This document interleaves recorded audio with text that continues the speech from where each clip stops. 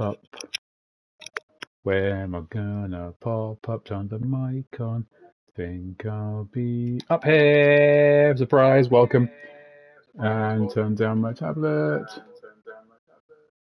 Professionalism. Nice, real nice. So, yeah, welcome back. Welcome back to German. I don't think so. French. Pa. Spanish. I have no real opinions on them. But English. God save the Queen, Mum. And we are playing the next in the complete Resident Evil playthrough stream series, Resident Evil Code Veronica. The game before Resident Evil 4, there isn't Resident Evil 3 because the last game was Resident Evil 3. Even though this is as big a part of the series as anything, this one isn't numbered. We'll go into the history and stuff as you go. Don't worry, I knew you were scared we wouldn't, and we will. And yes, I can now see my chat. So yeah, we're all good. This is the oldest game we'll be looking at today. The start button isn't working. I haven't inserted the memory card into my PS2, probably because I've never owned one. It's got the old violence and gore scene because, as we said, it is tremendously old, and the original Resident Evils used to do this. We're back to tank controls, fixed camera angles, door opening animations, preloaded CGI. It's properly old. Allison Court, so you know that's good. We've also got some black borders, so like face. I'll turn the volume down. Now these look horrendously archaic today, but back in the day this was mind-blowing. Pre-rendered videos because the in-game graphics couldn't do this, and low resolution because the PS5 version is just emulating the PS2 version with little to no improvement. And yeah, nothing is being accepted as start. Oh, the touchpad is start. This is start. Not really sure what we're going for there. There's no games to load, so there's no options to retweak. Resident Evil. That's not the same guy, nor does he feel into it. Nor did he remember the full title. Bodes well. Yes, now everything we've played so far has been a remake, or based off a remake. The American Midwestern town, Raccoon City, has been completely decimated due to the T-virus outbreak that was instigated by the international corporation Umbrella. Just so you know where we are. Claire Redfield, who arrived in Raccoon City to search for her lost brother Chris, remember? And a rookie police officer, Leon S. Kennedy, managed to escape from the city. But their ordeal was only a prelude of things to come. And one of those things to come was Resident Evil 4, which is awesome! You just got to get through this. 3 months later. So, having survived the zombie apocalypse Raccoon, Claire has decided not to give it a rest.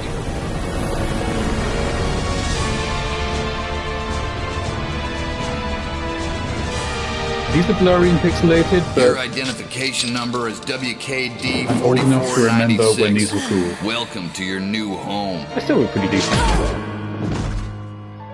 Her name is Claire Redfield. We caught her trespassing in our Paris lab facility 10 days ago. She apparently infiltrated the complex looking for her lost brother, Chris Redfield, one of the surviving members of RPD's famous STARS teams.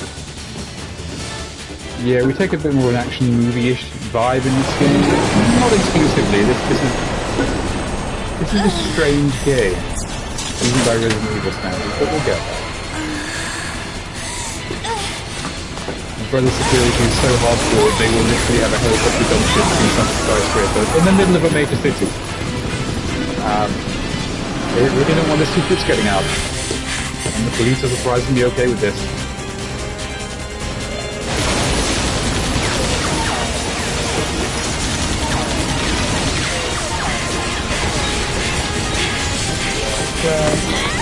An untrained teenage girl who's surprisingly good at the spy ship. Also, this game came out around the same time as Mission Impossible 2. If you're familiar with that film, you may spot some stuff that looks familiar. Such as...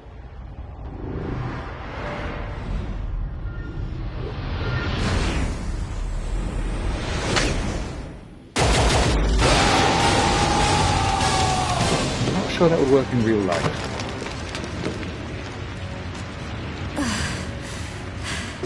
Plus, this Claire has the whole sleeveless biker girl crop top look that the remake Claire was sadly robbed of. Don't move. And is voiced by Alison Courts, the original voice actress for Claire Redfield, and longest serving actor in the entire Resident Evil universe, I think. I could be wrong on that. And this was her second appearance, carried over from RE2. And we'll be spending a lot of the game with her, which is good, because we like Claire, and we like Alison Court. Although, as I've said before, the new girl from RE2 Remake was excellent. Whose name, right? Stephanie Candice? Hello, I want to say. I could be wrong in that.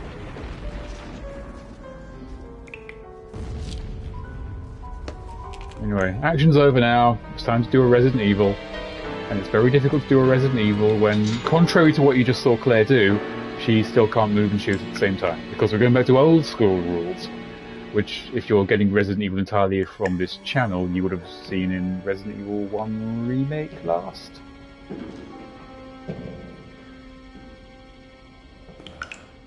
This is actually a very good scene. It does a lot to build tension.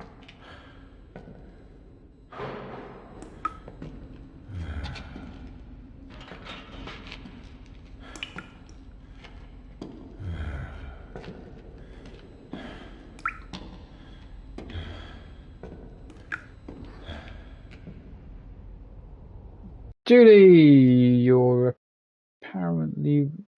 Why aren't you appearing on screen? Okay, let me just... Why is Twitch not playing fun? Nope.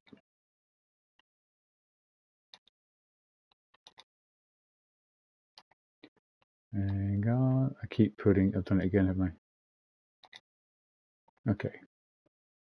Okay, so I should be able to see you on screen now. Oh look, it's...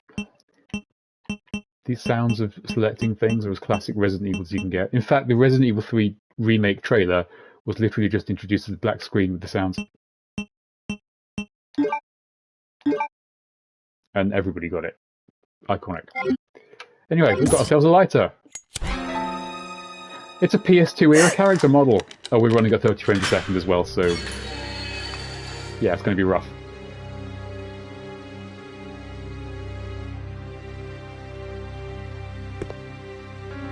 So what we're looking at now is cutscene model Claire. There's also the pre-rendered model Claire that we saw in the intro sequence, and a separate model for the gameplay. I know you've come to expect Resident Evil history lessons from me, and I will not disappoint. And this character, Rodrigo, actually has possibly the best voice actor in the game. This place is finished. I don't know, it might have been a special forces team. But in any case, this prison's been taken over. Troops have been wiped out. What are you saying? You're free to leave the complex. And no, I don't think there are subtitles. You have no chance of getting off this island. I'll have a look when we get into gameplay, but I think this might just be too old. What are you going to do? Don't worry about me.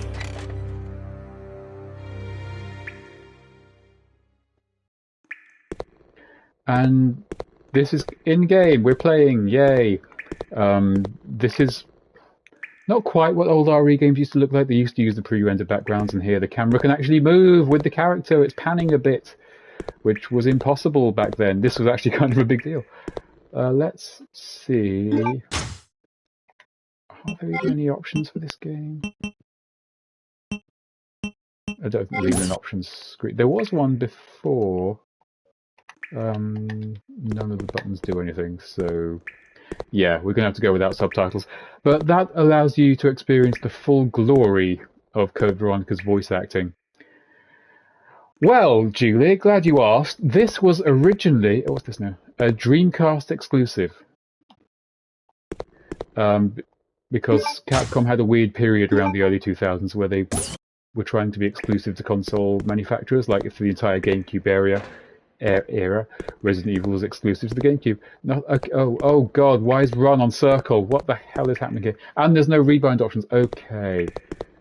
This Dreamcast was Sega's last console. It was made as an exclusive to sell Sega Dreamcast, and released on that. The Dreamcast didn't sell. Subsequently, Code Veronica didn't sell. So less than a year later, they re-released it on a much more sensible console, the PlayStation 2, with really fucked up controls. This is going to mess me up worse than Resident Evil 0 did. But yes, when it came out on the PlayStation 2, they added new features, new cutscenes, and gave one character a new hairstyle. It was oddly specific. You'll see what I mean when we get there. And this is the PlayStation 2 version running emulated on PlayStation 4, running on PlayStation 5 via Backcompat. I don't think I even really need this, but I will. Okay, so...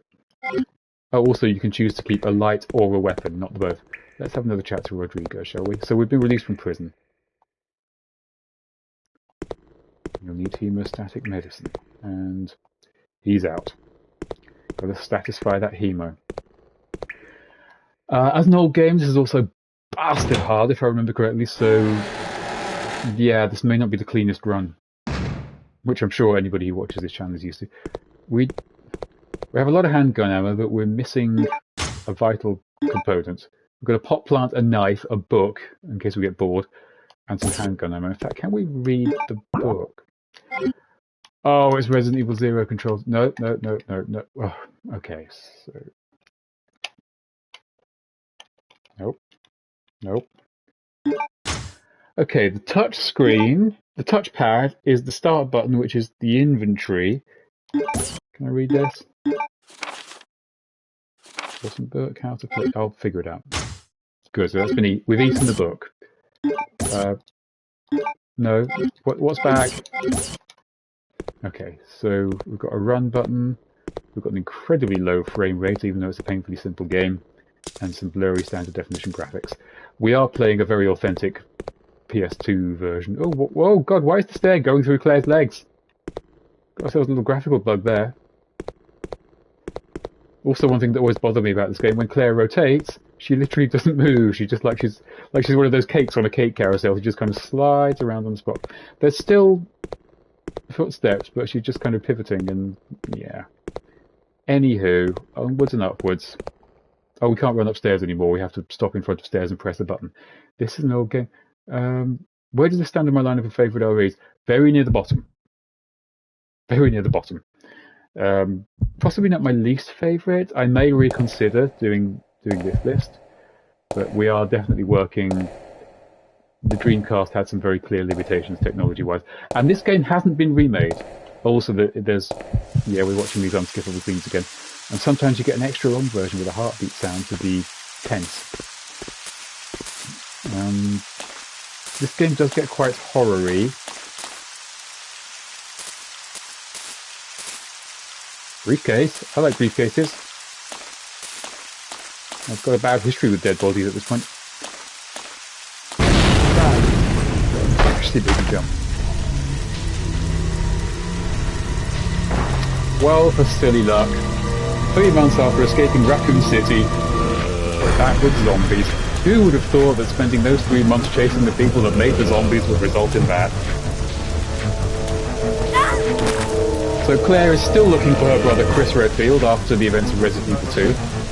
And I have a feeling the game's about to put me face to face with a zombie and no weapons, because this game fucking hates you. Oh, back to pre-render cutscenes.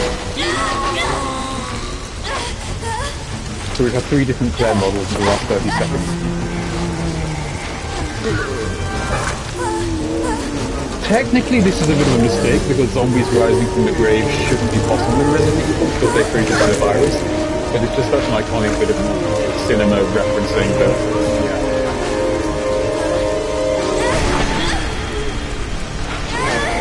Okay. As I said before, this game does not fuck around.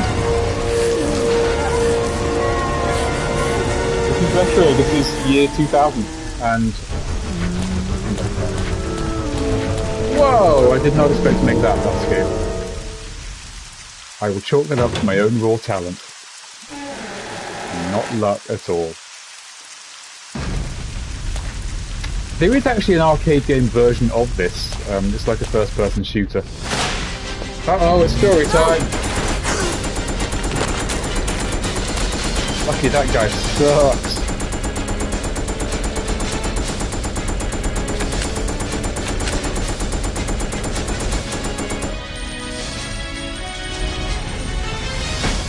Oh, one shot, bitch. Wait, don't shoot. And now we meet Steve. Who are you? Huh? You're not a zombie. This. Oh, great. Wait right there. This guy is one of the reasons this game isn't too beloved. See if you can guess why. Sorry about that little misunderstanding, but I thought you were another one of those monsters. Shut up. Make one wrong move and I'll shoot. Relax, beautiful. I said I was sorry. Does his face remind you of anybody who might have been popular in the year 2000? I was a prisoner on this island. And I'm guessing you're not from Umbrella either. No, I'm Claire. Claire Redfield. Claire? Nice. I'll remember that. Hey, I heard there's an airport around here. And once I find it, I can finally escape from this crazy island. Great, can we come? I'll see ya. Hey, wait up! Well, they're being trapped on an island with this guy who seems to have gone weirdly transparent. Or, you know, being on a plane with this guy. Might try and luck with the zombies. You'll only slow me down. You'll only slow me down.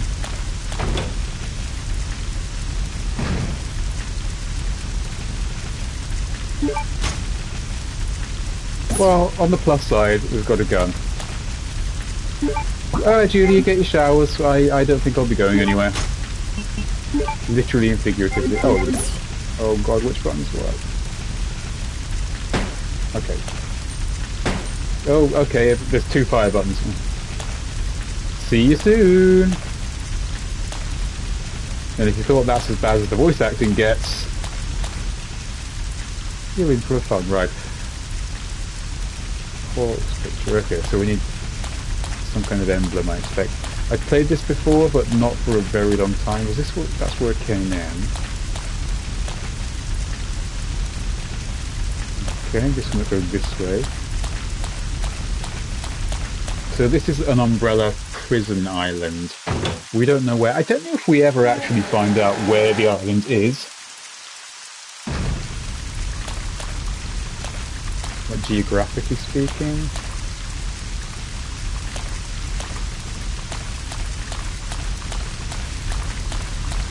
Yes, Claire Redfield, voiced by Alison Courts, the original Claire Redfield. And for a long time, Resident Evil had a history of getting rid of all its voice actors every 5 seconds. I think Chris is voiced by a different guy in all of his first 3 appearances. Leon gets replaced in his next game. They just didn't keep voice actors around. But Claire was voiced by Alison Courts in pretty much every appearance she ever made until Revelations 2, I think. She was the rare character who the actress and the character went together, which was beautiful. You know, everybody loved Alison Courts. She's iconic. Oh, Christ almighty.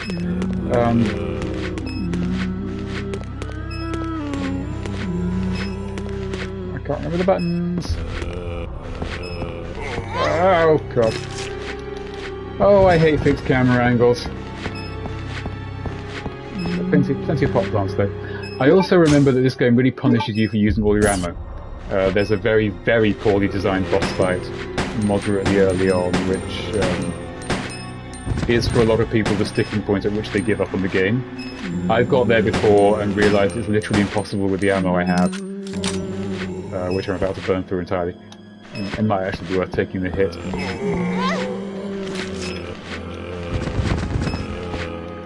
Where I literally had to start the game again from scratch because I could not get past it. It's phenomenally badly designed. But in the name of completeness, we will get through. Someone didn't finish their soup. I think this became a meme for a while back in like the early 2000s. There's a lot of jokes in the Resident Evil community about, oh, looks like you didn't finish your soup. It's like, we made the best of what we had back in those days.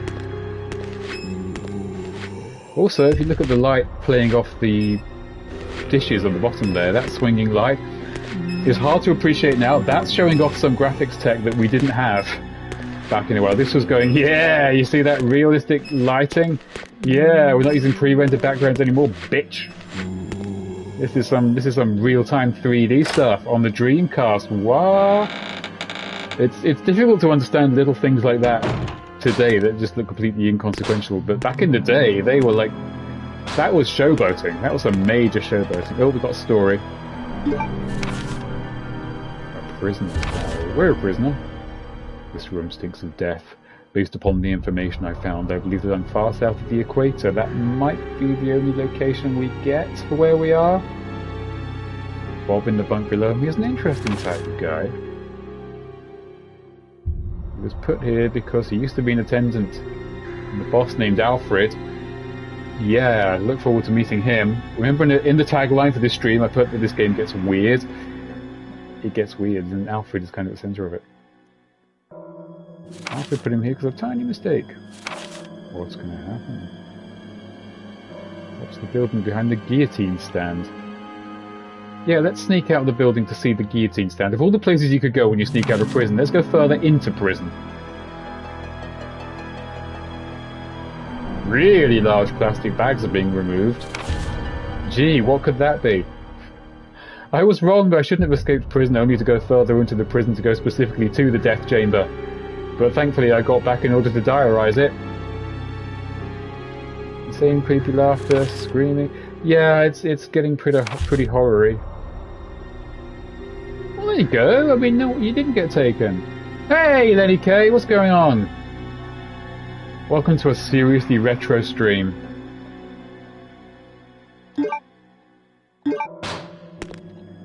I'm just terrified that someone's going to pop up in the comments who genuinely wasn't born when this came out, which is possible, and then I'll feel old. I'm already feeling kind of old, just for pointing out things which are incredibly impressive about this game. Oh my god! Which, oh god, you're going to be like 12, aren't you? It's fine, it's fine. I understand. Oh, there's another one, Christ, okay. Oh god, Games of the Year did not give a crap. 07? Oh dear, you were born... Wait, you got 07 but you're not 7? That makes you 42! Wow, okay, this game is 7 years older than you. Assuming 07 means what I think it means. So, okay then, I think... Oh god, this game's a lot older than me. Well, welcome to history class.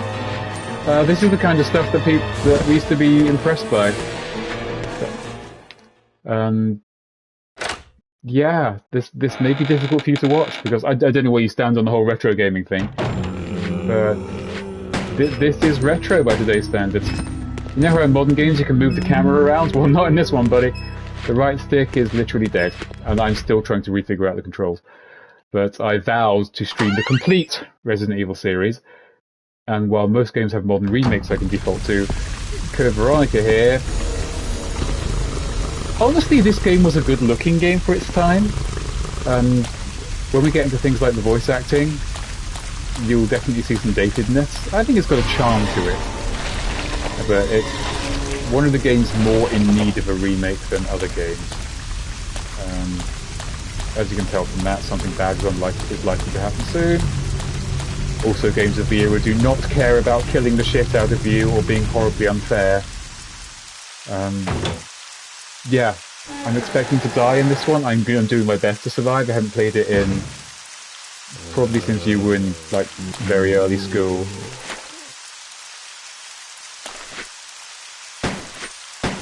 So I do not have much memory to go from.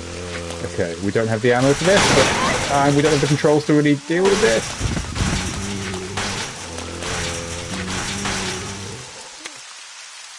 I did have to identify... Release... Oh, for crying out. Okay, this is going to... I'm just going in, I don't even care anymore. Yeah, we did RE2 and the remakes of Resident Evil 2 and 3 from like 2 and 3 years ago respectively, quite recently. Please deposit any metallic items you have in the security box.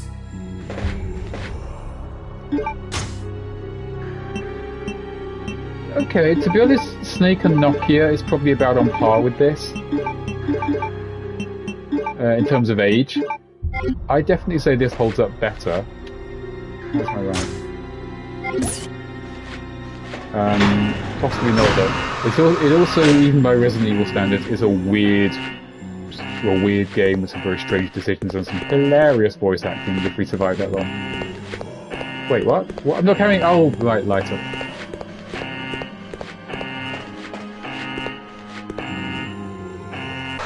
Yes, come on now. And yes, you do have to watch lots of unskippable cutscenes. Please deposit any metallic items you have in the security box. You are literally going to take my lighter, aren't you? Can I take 2 pot plants through game? Oh, you're okay with that? Alright, fine. What are the odds that on the way back... Nah, I'm not even going to say it. Can I get my stuff back at this end? No. No, I cannot.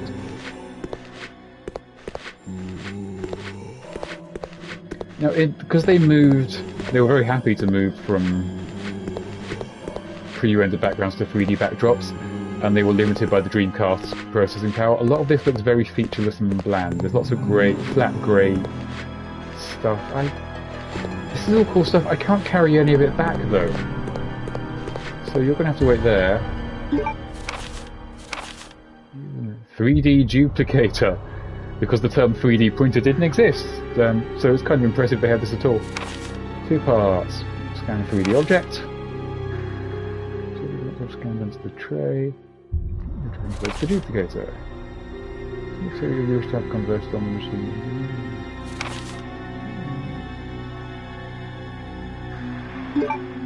Okay. So I'm guessing we need to get something back that's made of metal, possibly through this door. Kind of. I mean, it was basically all the old Resident Evils played a lot with this. Yes, you have to watch this 10-second unskippable door sequence every single time you go to any room, which is classic of old Resident Evil. This one introduced the fact that rather than the backgrounds being a series of still images, they were fully 3D modelled that moved slightly, which doesn't really add a whole lot to it in retrospect. But even at the time, this was like, oh, it's another Resident Evil. The next Resident Evil completely reinvented the whole thing and is one of the best games ever made. This is the game that was so old and tired, it kind of necessitated that. Verify the content of the file. You also have to pay attention to shit in this game because they didn't give you any hand-holding back then. Prison access.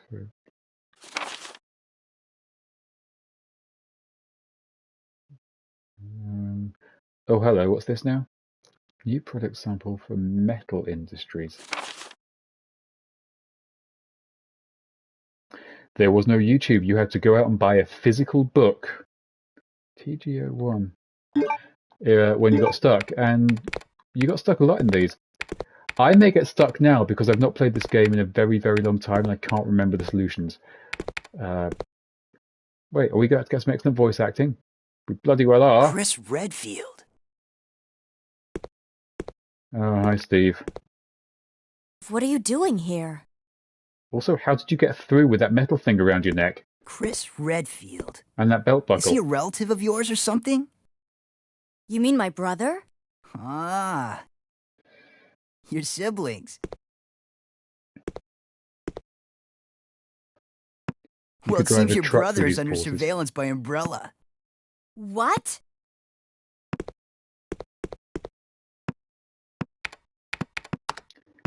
What are you I've pressing, got to contact Steve? Leon and tell him to let my brother know he's being monitored. Leon reference, it's a that's for good the thing fans. I have access to an outside connection from here. Well, that file shows the latitude and longitude of this place. Oh, there's no subtitles because this game's too old. So asked him to come help. I'm keeping as quiet as possible during the cutscenes. I'll do that. Oh, well, welcome to the Resident Evil party. I was just kidding. If you don't think it'll make sense because you haven't There's no way he could kept up to date with the series, it doesn't make that much sense when you have. Yes, he can. I'm sure of it. But there is some hilarious voice acting in this game. He won't come. You'll just end up disappointed if you rely on others. Believe me, I know. Oh, Resident Evil 8/Village. I'll be playing that when we get there. What was that all about? This is in between 3 and 4, because if you thought the 4th Resident Evil game would be Resident Evil 4, you've painfully misunderstood how bizarre this series can get. Oh, hello. Yep. Now, the Hawk Emblem will open the gate we saw earlier. We've emailed Leo. Okay, we're emailing for help now. What's this now? Yeah, Steve, you couldn't do this? Hang on, yeah, I want to examine this. Now, it's probably because they all look like terrible puppets. A Hawk Emblem, Hawk symbol. Made of pure gold. Well, gold is metal. Can we ram this in the 3D thing and make a non-metal version, and will that work? Something about this says that's what I'm supposed to do. Just because I played... I played so many of these, I kind of get their logic. I'm not sure it'll work, though.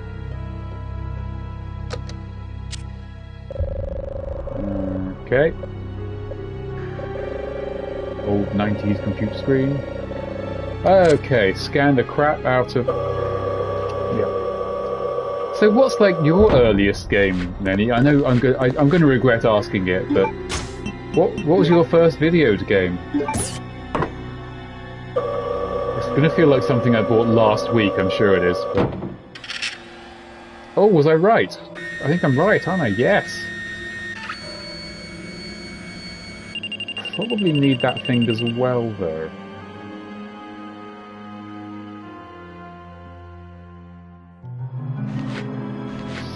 So, you're going to print that, or...?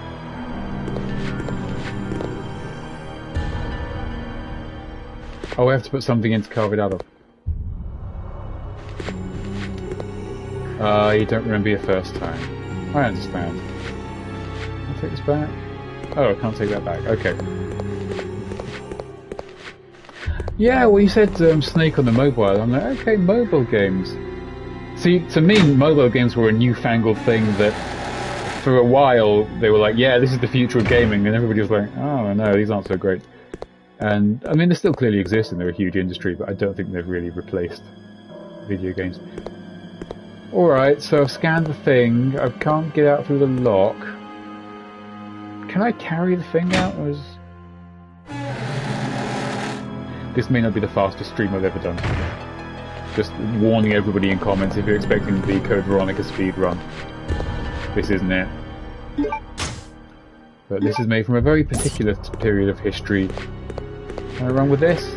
Please deposit any metallic items you have in the security box.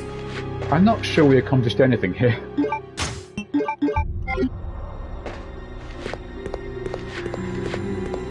Okay, so to get that thing out, we need something. Oh, did we need that TDO1 thing? That was like a special metal, which is metal proof. Why would we replace the metal with another metal?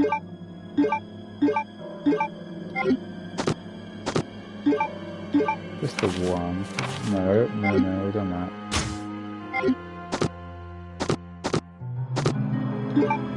So, yes. Something. Progression, carrying the following materials. New product sample from Metal Industries. Very typical. Where did it go? We'll use. Oh, it's in that briefcase. TG1 samples will be stored in the designated briefcase we saw earlier. So we need to get to the briefcase, but the briefcase is on fire. So what we really need is a fire extinguisher. Get out of this menu screen. What buttons am I? Okay. So, no. Let me know. Stop. Okay, there we go. This way, maybe. No, is that where it came from? Was.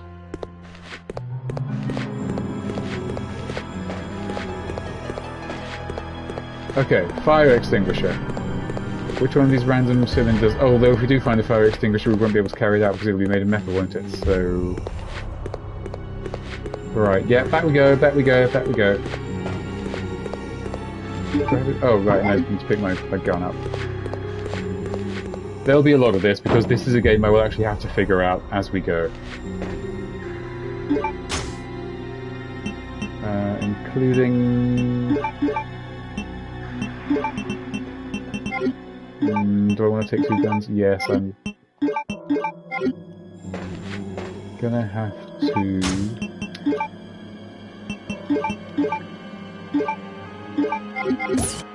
But yes, as I keep saying and interrupting myself, Claire Redfield here was voiced by Alison Court, who held the role for about 10 years, I think. She was in Resident Evil 2 at first, then this, and then she did a bunch of spin-offs. And I didn't find out until years later that the reason she was kept on as a voice actress and every other character was replaced with every game was that her husband actually worked for Capcom. And he unfortunately died at some point, and the second he died, they replaced her. So, yay, go Capcom. Also, boo all this.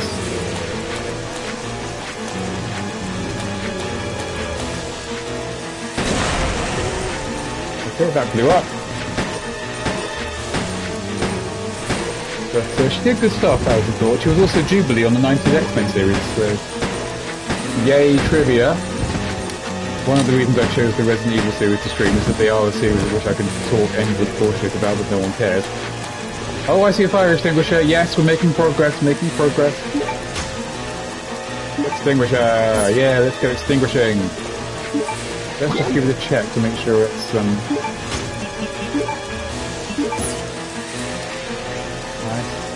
I can extinguish fire. Yeah, I mean, Capcom, Japanese companies are kind of cutthroat at the best of times, but, yeah, and there was a massive fan outcry when they fired her because she was associated with this role. And she was the only person ever to play this role. People loved her. And when they just turned around and replaced her with no question given. Also because they wanted to make, it was Revelations 2, which is actually outstanding. Oh Christ almighty dog! I want from the front, but they're stupid, so... Bad dad! Down boy, down boy, down boy!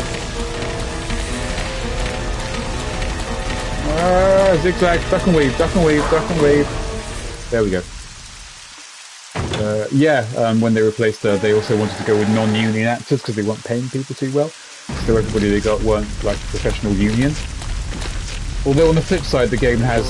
Where the hell did you come from? That's why we hate fixed camera angles.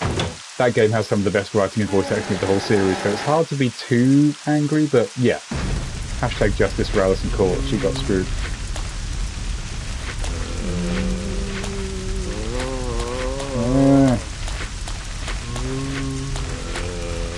Oh, for fuck's sake, it's just... Down, down, down, down boy, down, there we go. I only have so many bullets, so don't long this out. So can I use this from here? Yes! And I don't actually remember any of this, I'm quite working this out for the first time as I go. Alright, done. And you guys are back up again, aren't you? Combination? Nope. Okay, just don't. And it's a slab of stuff. Explanation. Oh, that'd be nice. Thank you for your contribution. Yada yada yada. Anti-metal detection alloy. That's exactly what we want. Curiously, specifically, exactly what we want. Lightweight yet durable. What's this now? Various weapons. Well, I can think of a good weapon. I'm going to make a picture of a bird to open the door. Could be a weapon if you throw it hard enough.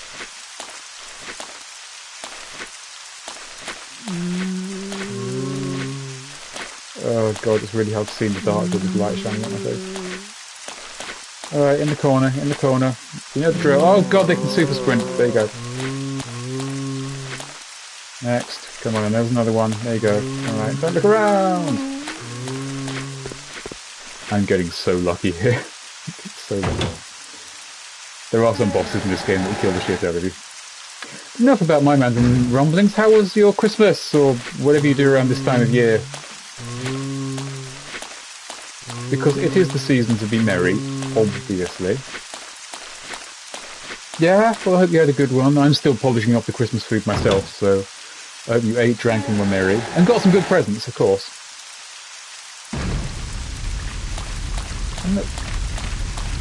Oh, which one? Is it the Oculus Quest 2? Is it the Quest 2?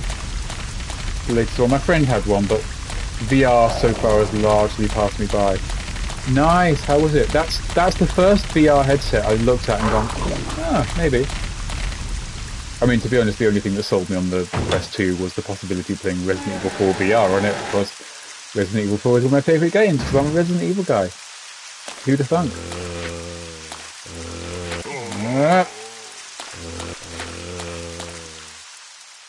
Yeah, no, most people I know who do VR recommend Beat Saber as one of like the top VR experiences. Beat Saber, I think, super hot. And now please deposit any metallic items every time, really, every time. Box.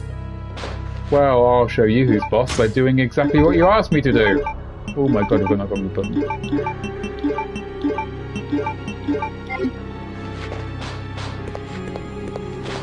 Yeah, VR headset, that's a good get for Christmas.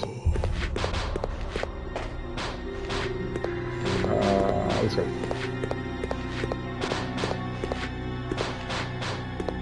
And, yep. I do have to remind myself of the buttons, because buttons to this game are laid out in a way in which modern games don't know buttons are. And this should get us out of here. Yes, a metal detector-proof bird.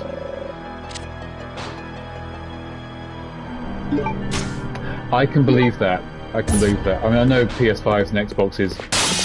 Oh god, there's the zombos. There's the zombos. I knew they'd come through this window. Oh. Okay.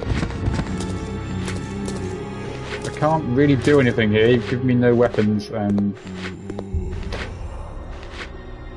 yeah, you kept reading things like the Switch was outselling the PS5, but then there are no PS5s, so yeah, they're not selling any, so they can't make the damn things. Ah, that was complete down luck. Oh god! Not now. Not. I mean, right. But yeah, the console shortage, I think, is going to lead to a lot of people who weren't necessarily selling a lot beforehand or competing, suddenly can compete because, hey, all the people who want a PS5 just can't buy one, and the Series X's are a bit easier to come by, but not much. What are the top games on the Quest 2 now? Because VR's getting more mainstream. I mean, the big problem with VR was the fact that it was a big bulky headset. You had to put 1,000 wires connected directly to your face, and had to have like a $3,000 PC to do anything with it. So now they're finally cracking that nut. Maybe. What's this now? Oh yeah, we'll have that. I know what that's for. Oh Christ. What? Oh, you son of a bitch. No, she's doing the old limp. Can you go this way? Yeah. Yeah, what are what are the top games for VR? I don't really know what you play on it. I mean, I would pick up Resident Evil 4. But other than that, maybe that Half-Life thing, I don't know. Beat Saber super hot. Okay. They sound a lot more sort of casual and social based. So kind of like mobile games, is they're making their own type of game rather than trying to do like just VR versions of console games. I remember there was a really weird fixed camera angle suck all the dick in the world. There was the period in mobile games when they were making like really stripped down ports of console games, and it just didn't really work because console and mobile were very different things. So yeah, it's a good sign that VR is starting to get its own personality.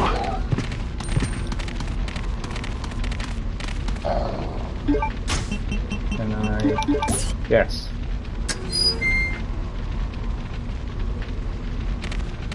Pause.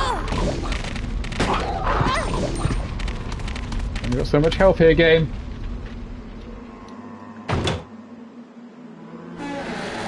Yeah, I mean, maybe when PSVR 2 inevitably comes around, and I can use it with the system I already have, I'll have a look into it, but for now... Well, this is it. Another... I'm beginning to suck. Another big block to VR has been that until recently it's been prohibitively expensive. So, yeah, make it competitively priced and give us some actual games and don't make me hook it up to a PC and tie wires around my neck. Now we're getting somewhere. Just make that headset smaller and lighter and make the field of view wider and give me some more mainstream games that I understand. And yeah, we could be in business. So I've just gone through, I think I'm about to go through my last healing item. When I said this game was tough, it doesn't get any less tough than that. More so, in fact. In fact, it's entirely possible in this game to put yourself into situations where you literally cannot get out and have to start the whole game again. But this moving background to follow Claire, that was the shit in the day. Resident Evil never let the camera follow you before. Oh, herbs. Oh, thank God. Oh, thank God. Okay.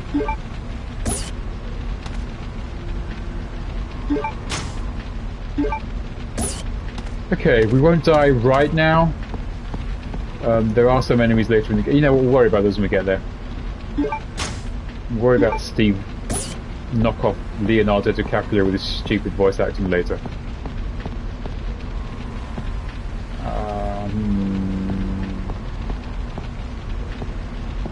This looks... yeah. I can spot a pushable box. I can see what you're going for there, game.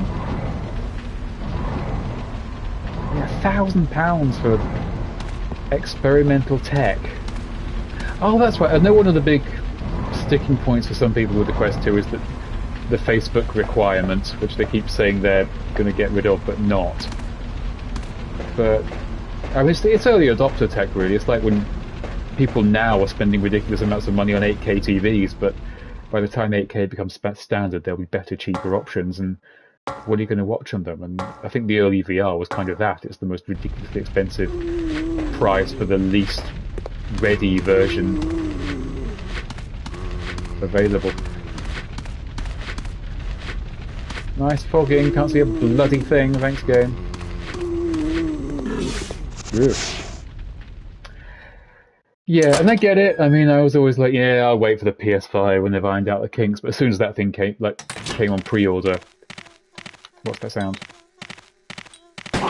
No. Oh, fuck's sake, come on. Oh. Another problem with the moving camera is that if you've got a camera angle that you can't see past, you're not going to get much... Oh, God, climb up. I want that green thing. I want that green thing. Oh, God. Oh, you can climb steps without problems. Oh, referee. That looks important.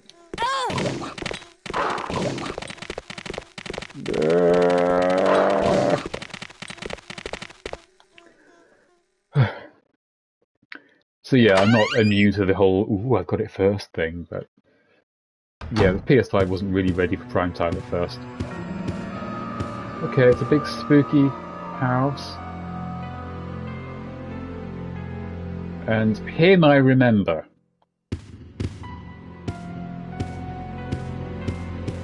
Handgun bullets, yes, yes, yes, yes, yes, I like those. I like those, they're my friends.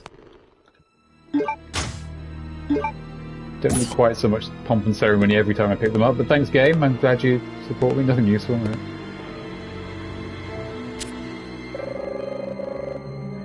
Really? Quest makes up that much? That's genuinely impressive, given that VR's just not taken off at all until this one device. Employee ID? No. No, I choose not to. Yeah, I think the Quest 2 might have licked it. I know until basically Quest, the PlayStation VR was the lion's share of the VR market. Basically because everyone already had a PS4 and kind of went, eh, why not?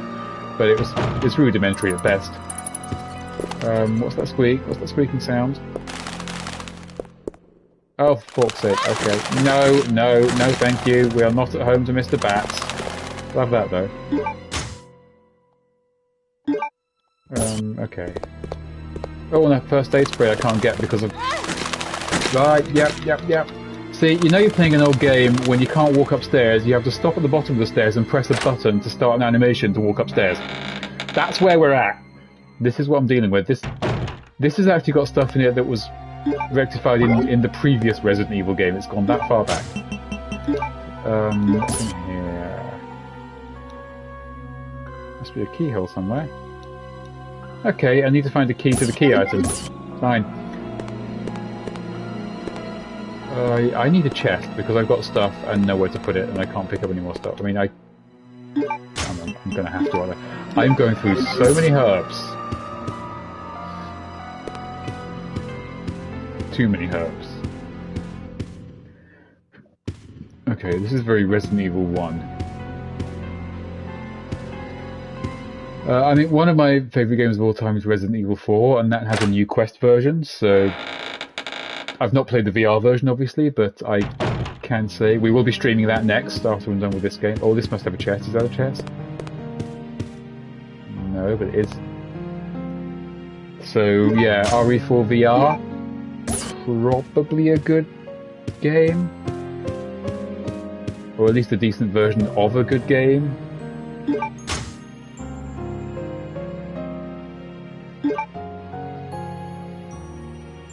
Wow, so yeah, VR's getting the numbers, finally. I'm glad it finally found its niche, because for a while there it just looked like a new technology that wasn't going to last. Don't need you, don't think we need you just yet. I do need all the healing items, but I'm going to put it away. I think I might also save, because I could die at any moment.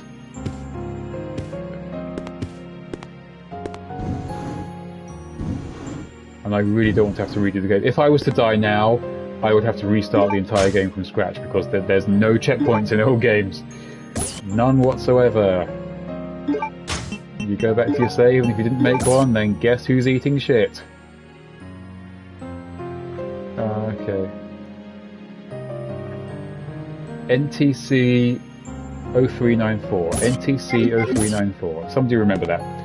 NTC 0394. NTC 0394. Pick it up, Claire. Pick it up. Pick it up.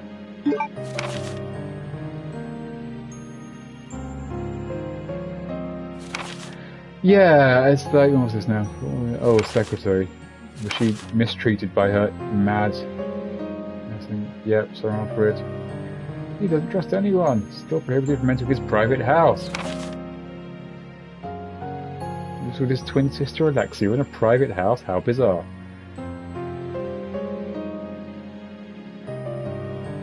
Extreme beauty who's hidden in a private house and never seen.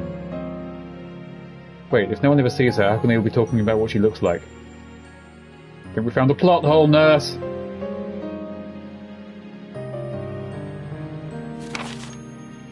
So her master's insane. Oh, his master, sorry. He's a male secretary. So he's got a weird private life with his sister. Told you this game got weird. And that's just the hors d'oeuvre. What was it? NTC 0384? Oh, this shows you how little effort's gone into this. It's still asking me which PlayStation 2 memory card I want to use. We haven't had memory cards in consoles for God knows how long, but yeah, that's a relic of the past. You have to buy an 8 megabyte memory card to be sold separately to save your games. NTC 0394. I was close. I was going to do 84. Thank you for keeping track. You're like my survival assistant. Beautiful. Thank you. This is why it's easier to do these games with chat, but slightly less scary. And I do have hazy, like 15-year-old memories of this game. Some bits I walk into and I'm like, oh, I get it. And I remember some things which are coming up, which I can't remember precisely where they are or what I did, but I remember bits of it. But things like numbers, like that, no, I'm not going to do it. So that's NT0394.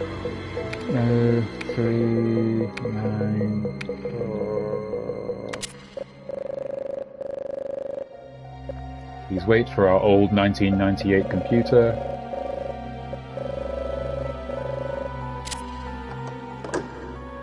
We've opened We've opened one door. Yeah, I didn't lose the damn thing. If you can hear it, there's some good horror music here.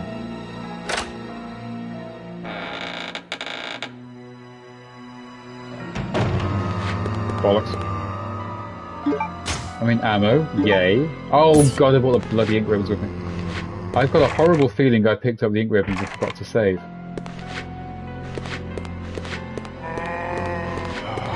Oh, for crying out loud.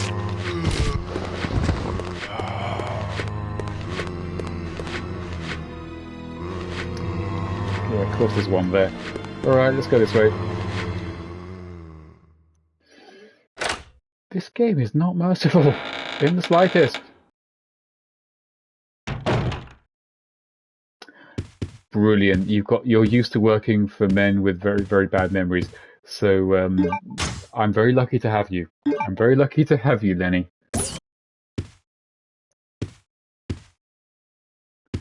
Okay, more handgun bullets, which I'm happy to receive always.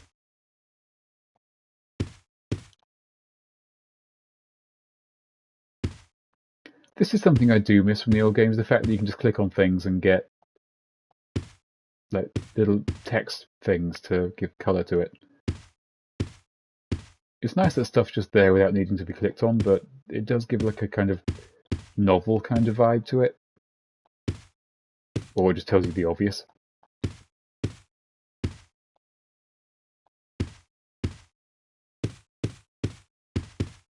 This now.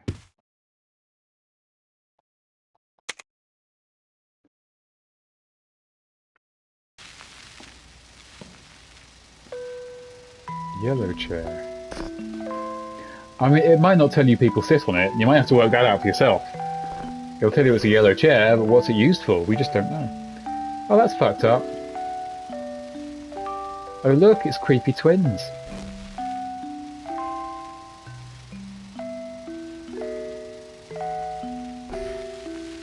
Loads of creepy but kind of cool music.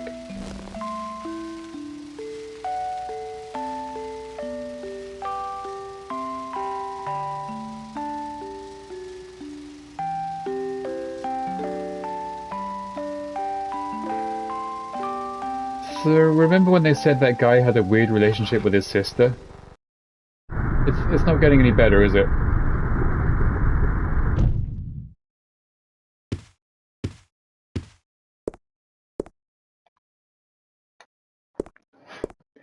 Only in a game like this would you see an old ship's wheel on the floor amongst all the guns and assault rifles and think, do you know what I'm going to keep? The old ship's wheel. Yeah, you have no choice of even attempting to pick up any of the many, many, many weapons.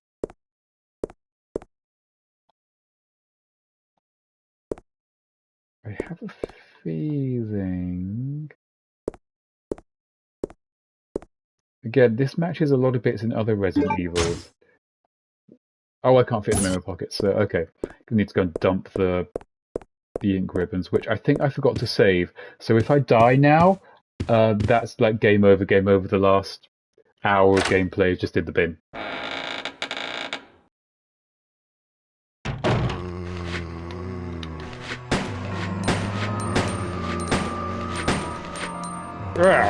Oh, why won't you be dead?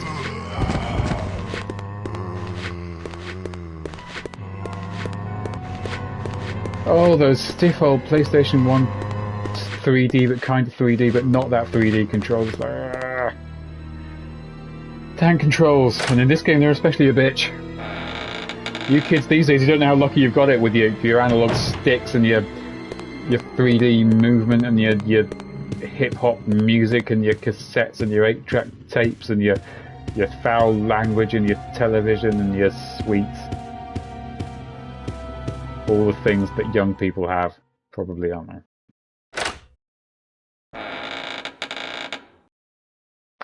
Have I run out of places to go again? Alright, what do we not need right now because we're running out of space? Do I need a steering wheel? I'm going to hang on to that for now, actually. Probably no, back in. There, let's dump those for now because we do need pocket space. This, yes, I would like to save my progress, Mr. Game. Oh, right, we did this, but did I successfully save? Because I feel like I got too many... Yeah, I didn't save, so whatever I did wrong. Yes. That's what I should have done before. Okay, so... I think now we're going to have to go back out where the dogs were. Put those in the box for now. And do we need to reload? Oh, another fun thing about this game, there's no reload button. If you want to reload, you've got to go into the options, click on gun, click combine, click bullet, and then combine the two manually. You kids don't know how lucky you've got it today with your reload buttons and your quick time event takedowns and your aiming and your camera and your games. Yeah, back in the day, I mean, I remember when this was new and it came out on the Dreamcast, I wanted this game so bad, but not enough to buy a Dreamcast because I was like... Actually, I was like 14 years... 16. Help me! And what? Steve?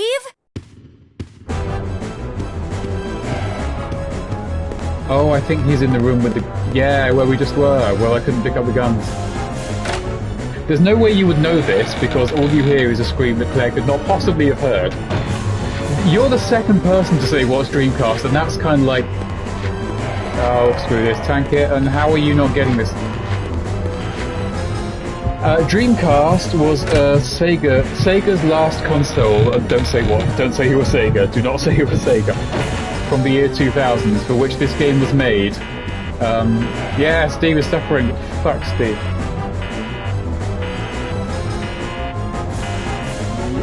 Two pairs, wait. See? We saw two handguns, didn't we? And we also saw a battleship and a plane. Oh, bugger. Okay, we're two pairs complete. Two pairs complete, we've got here. Two magnums.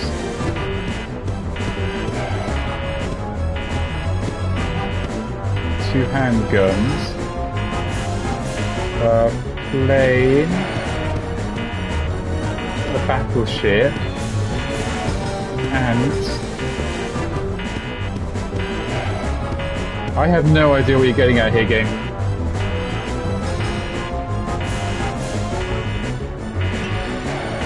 No, wait. Yeah.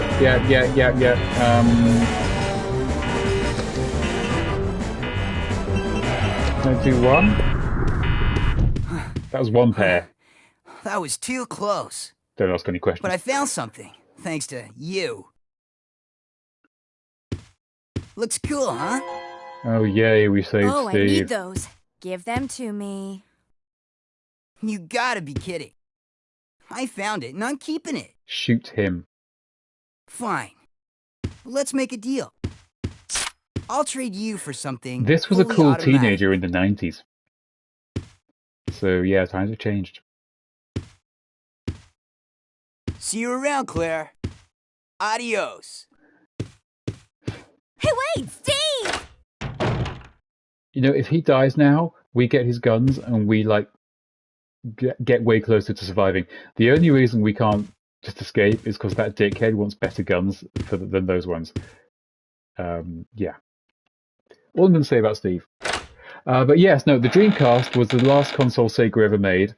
It was more powerful than the Nintendo 64, but less powerful than a PS2. And this game was exclusively made for the Dreamcast, but then nobody bought a Dreamcast, so Capcom immediately put it on the PS2.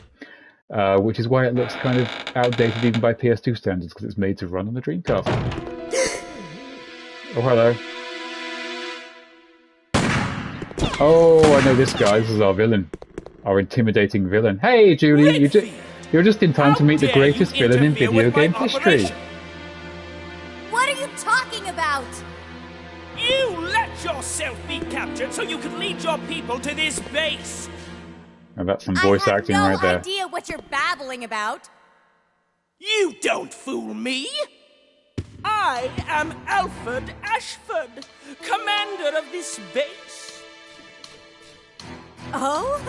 You must be one of Umbrella's lower-level officers if you're in command of a backwater base. You got good hair, Julie. You got good hair. But you're here to see Alfred Ashford in all his glory. The Ashford family is among the world's first and finest. My grandfather is one of the original founders of Umbrella, Inc.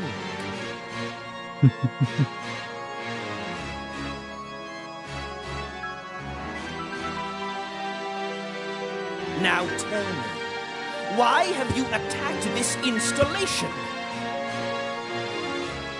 Attacked? Yeah, this is Alfred. Shortly this is our after you arrived, my base one of our was Code Veronica attacked. villains. You must have informed your people of its location. Okay, I'm worried for you, I still Julie. don't follow you. I really don't know anything about that.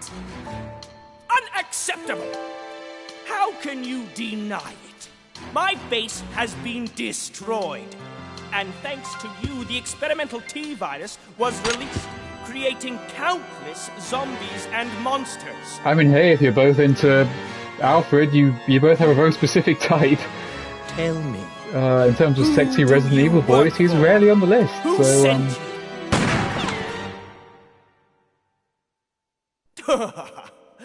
Have it your way, then. You're just a rat in a cage anyway. Oh, Lenny, you don't find Alfred weirdly attractive. I mean, hey, no shame here.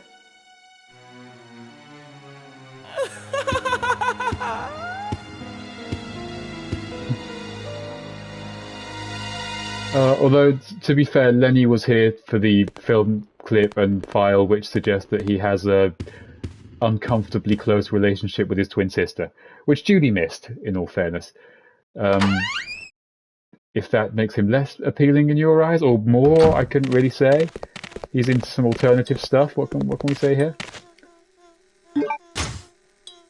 Yes, you'll have to watch the entire VOD. Hey, Julie, you like dogs? Not much sister issues. His sister is apparently famously beautiful, but we found out that him and her can't walk downstairs. Him and her live in a secret house on the mountain that no one's allowed in. Also, no one's seen his sister, but everyone's talking about how beautiful she is, so that makes no sense.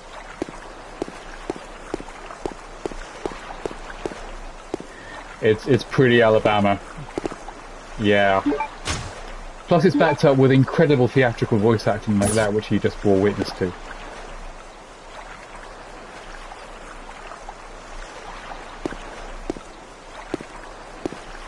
Let's do some rotating! Yay! We're like a cake on a carousel.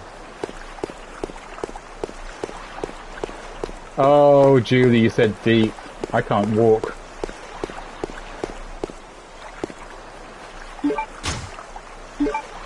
Bowgun arrows! We don't have one. Oh, hello. We know that symbol. We know that symbol.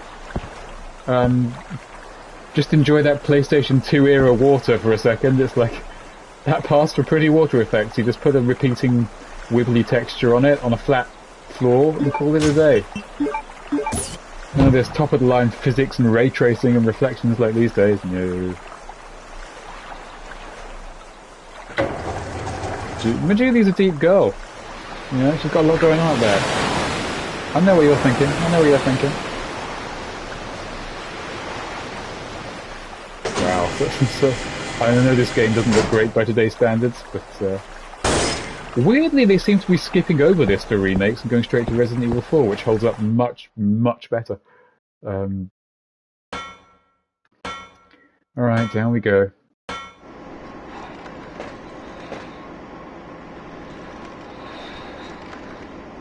Alright. I pulled the lever and it started a loading screen. That can't be good.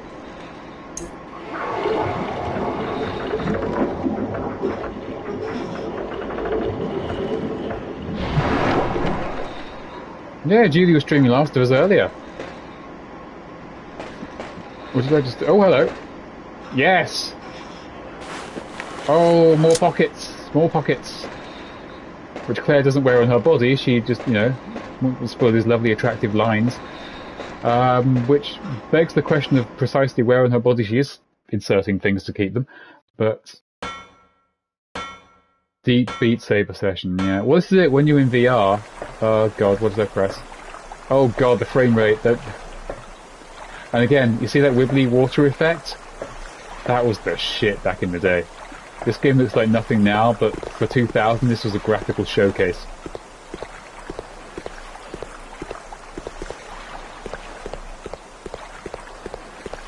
And to be fair, that's a pretty cool shot you couldn't have got without the moving camera.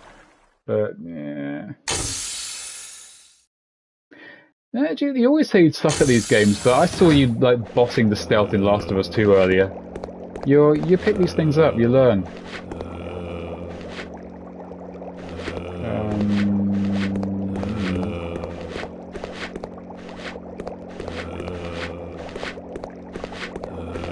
Oh, it's just us and Steve DiCaprio.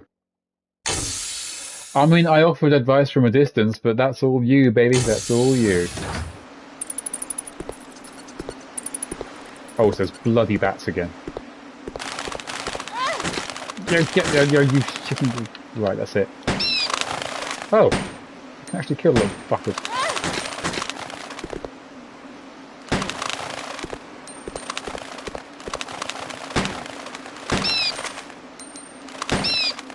Come on, come on. Don't come on. That was a massive waste of bullets, but Christ almighty do I hit those bats. Now to very slowly manually reload. Bang, and I'll eat one of those.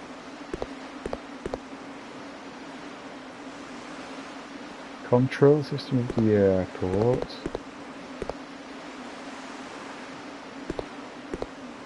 Oh, escape plane. That's what that idiot Steve was talking about.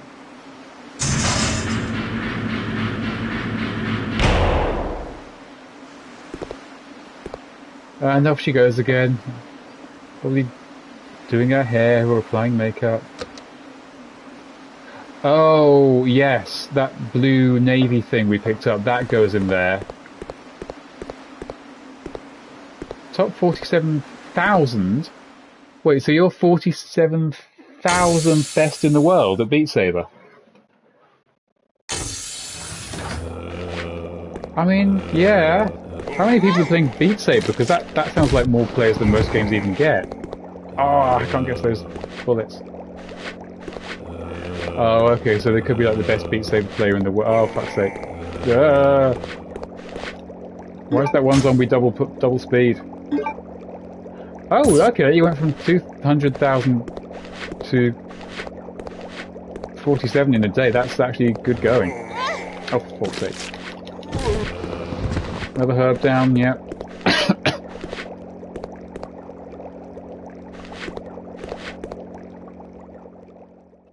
Oh, yeah, some walls Claire likes to go like straight along, and some walls she sort of stops a foot away and just goes, no, no.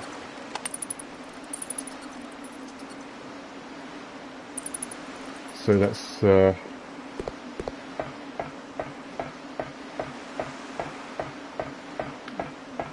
wow, okay, so it's a competitive leaderboard, Beat Saber. I think, is Beat Saber VR only, or is there a version for like us flat screen plebs? Okay, there's something I want down there, and I can't get to it because that's in the way. Thought it was VR only, yeah. I have a feeling when PSVR 2 comes out, a lot of like VR games that haven't signed contracts with Oculus for exclusivity are going to jump over because there's just so many players on PlayStation that most developers are going to want a piece of that.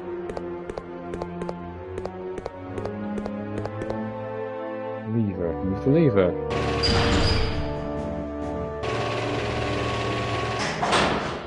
Oh, it works like a claw game. That's a really good way to design industrial equipment, isn't it?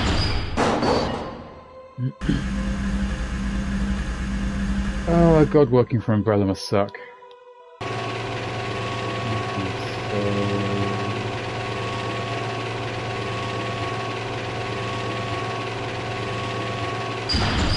There you go.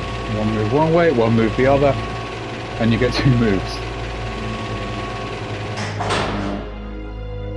So that should... Yeah, it'll be interesting because PSVR the first time round didn't really have any competition, and I wonder if people are going to move more to like the Oculus kind of mobile casually kind of thing, whereas PSVR 2 is going to be more like, let's do standard video games in VR. Maybe there'll be a market for both, or maybe they'll just change what PSVR 2 is to compete with the Oculus.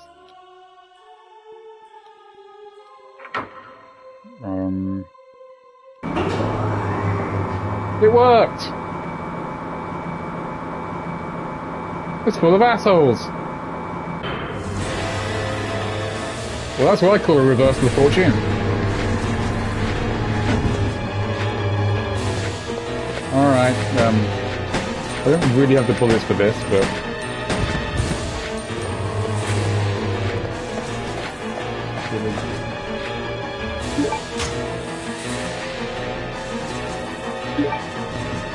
Okay. I kind of got the impression with Oculus that they focus more on cartoon because... What's this now? Because it's easier on the processors and you've got to have very high frame rates for VR not to make people sick. But again, my understanding of VR is incredibly rudimentary. What did I just pick up? Also, just, you know, didn't even say anything about how awesome my zombie dodging work was there, but I just want it noted. A military training facility, which is where we are, isn't it?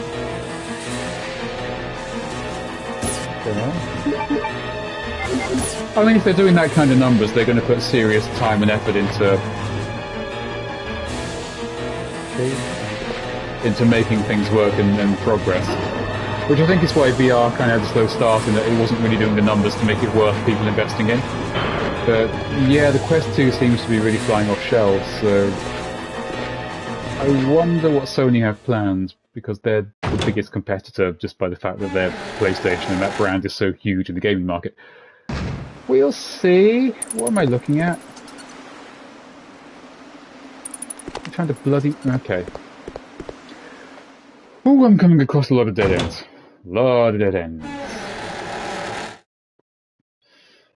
So yeah, when I was 14, I think the big sort of video game topic was PS1 versus N64. And those playground wars got bloody. PC VR and local VR.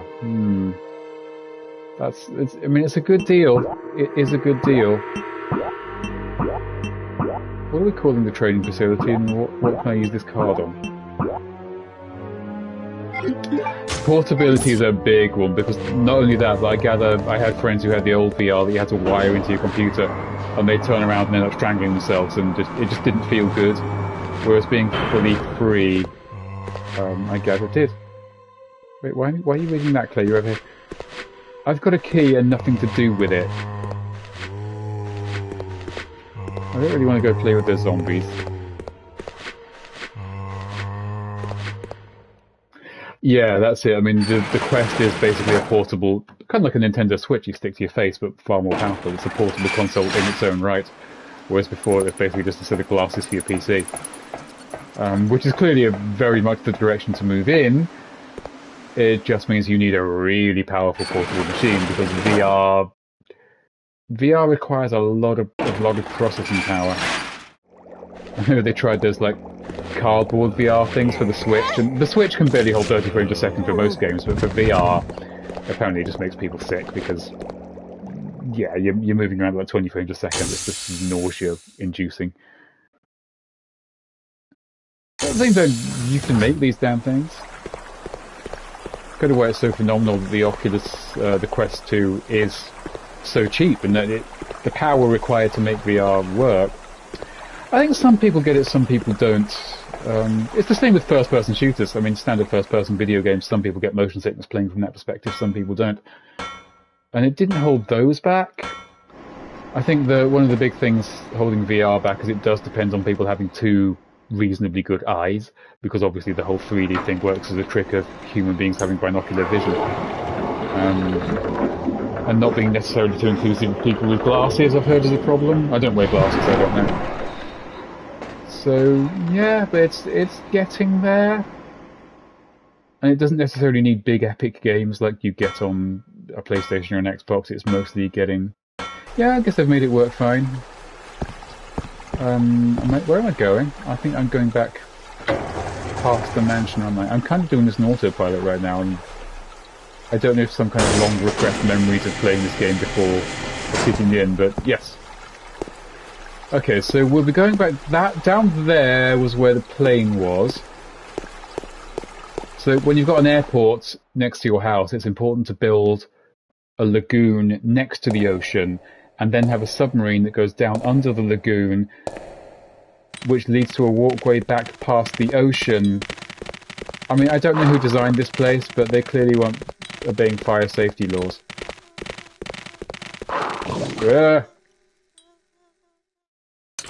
Okay, so if we head back the way we came, I think there was a turning we didn't take.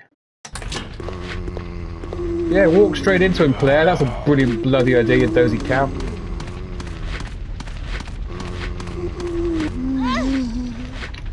Wait, what? What? She just reacted to nothing. Okay, this way. I don't know what to do here. I think there was like a model tank somewhere.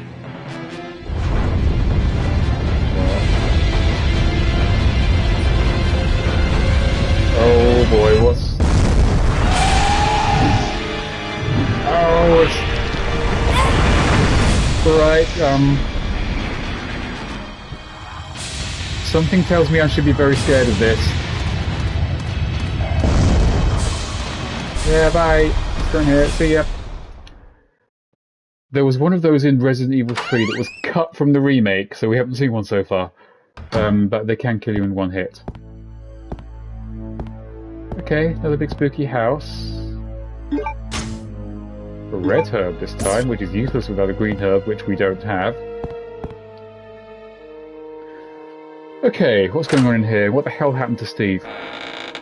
Our goal right now is literally just to get the gold guns back to open that one door that Steve won't give us the keys to just because he's a dick. And we don't have the option of just shooting his ass.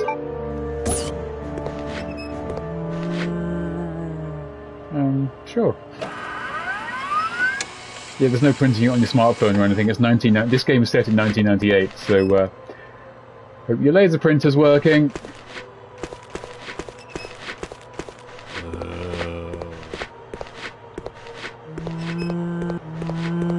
I'm actually kind of impressing myself with how well I'm dodging these guys.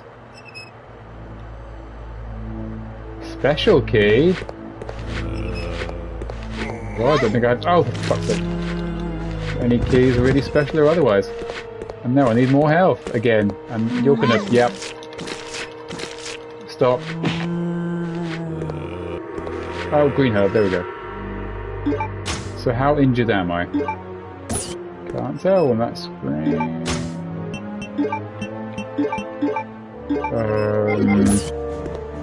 Not looking too good, but I'll hold on for now.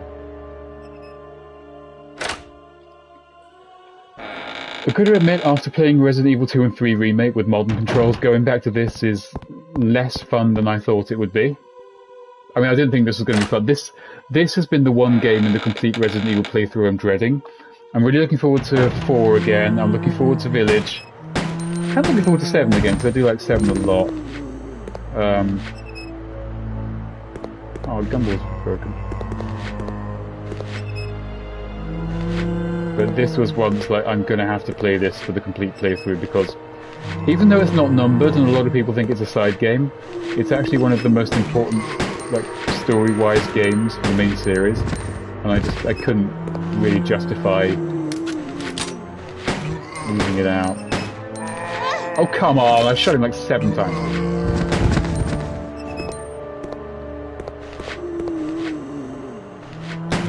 Okay, zombies, dude, we get it.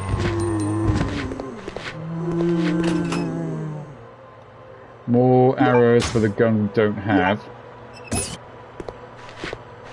Another one?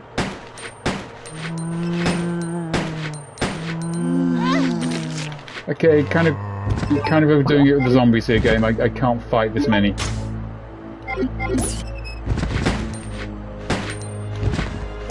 No, I picked up a lot of... Yeah, you gotta let me run or do some moving or something. I've got a gun that shoots arrows, Oh no, I've got a gun that shoots bullets, and quite a lot of bullets to be fair, and 120 arrows for a bow I don't have. Because in case giving you 1 million zombies to kill and no ammo, no guns and weapons was one thing, the game will actively give you tons of ammo for weapons that it doesn't give you, and... Oh, brilliant, yeah, 150. We've got 150 arrows and no bow. You stay the fuck down. I'm supposed to be conserving ammo, but I need to blow up some... 170? 80? 180! Useless bits of stick. Nothing else of interest. Right, we'll solve this for a lark. Also, that was my last health item, so I can't afford to take any more crap in the face.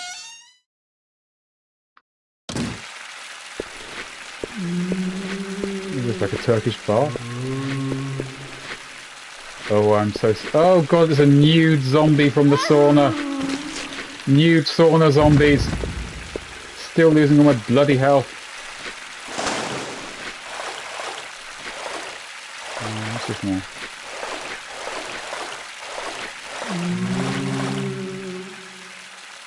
Alright.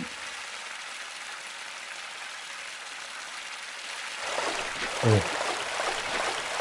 Can you guys come down here? Because if I can just put you in the bath. Of course, if they do have a zombie virus and they get in the water with me, I think the virus would realistically carry the water to me and turn me into a zombie. But given that at this point I've been bitten like 1,000 times and I'm fine, it's probably best not to apply too much scientific realism to Resident Evil. Okay. What's on the tag, Code Veronica? Storage. Oh, I think it was in that room. One of the no. Put bullet in gun. Thank you.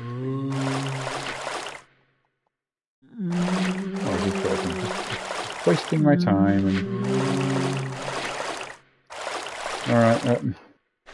You knew what I was thinking there, didn't you, you zombie bastard? Oh boy. What was in the sauna with the zombie, which must smell absolutely terrible? Hot air! There was hot air inside. Oh, brilliant. That's exactly what I needed, game. Thanks. Faceless fucking thing. See, I've been spoiled by all these modern games giving me, like, not kicking me in the balls repeatedly forever. See, in a sensible game I could see where my character was looking, but I can't in these old school games. Oh boy. Alright, round here. Come on now. Come on, sunshine, there we go.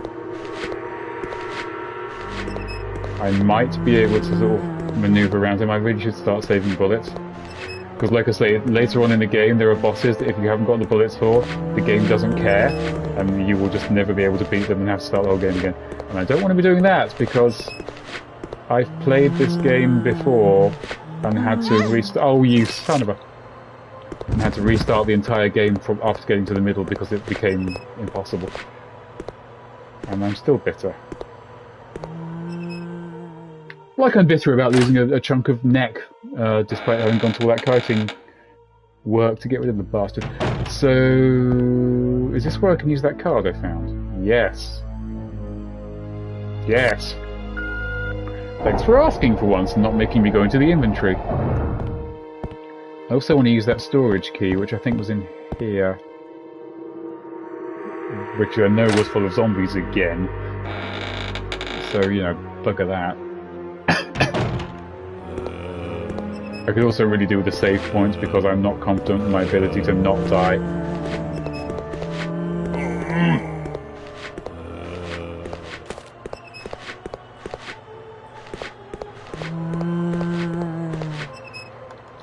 Okay, this is actually quite nice. It's just saying, hey, do you want to use these keys here rather than making you... Bowgun powder. Oh, so now... No. Now... I can make... explosive arrows! For the bow I still don't have. Oh boy. Whoa, there we go. Nice work, me. So we have exploding sticks and like hundreds of arrows and just nothing to do with any of them. I mean, it's got to give you... What's that? Oh, crap.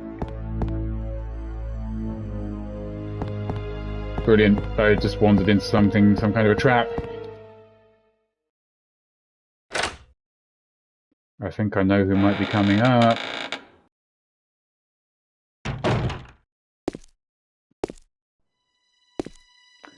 Yep. Prepare yourself for a weirdly attractive man.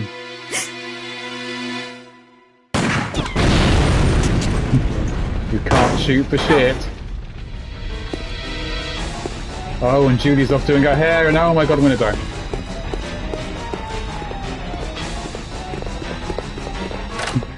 We can't shoot people. Oh. Oh, he's fucked off. We'll no need to run after that idiot. Another thing we need a plate for. What's this way?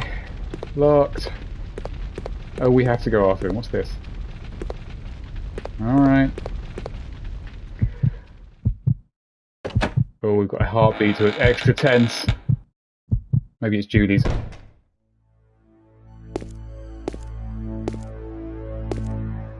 Oh, and again, these light cascades coming through, illuminating Claire as we go by. This was the shit back in 2000, I think this game came out. Oh, hello, 2 boxes of ammo. Now, when a game this hard is that kind, it's shaping up to kick you in the balls. It means something's coming up, which I'm not going to like.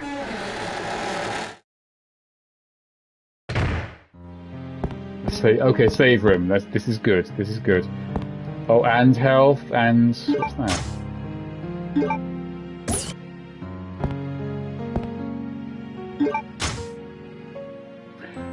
Hemostatic medicine that Rodrigo at the beginning was dying without.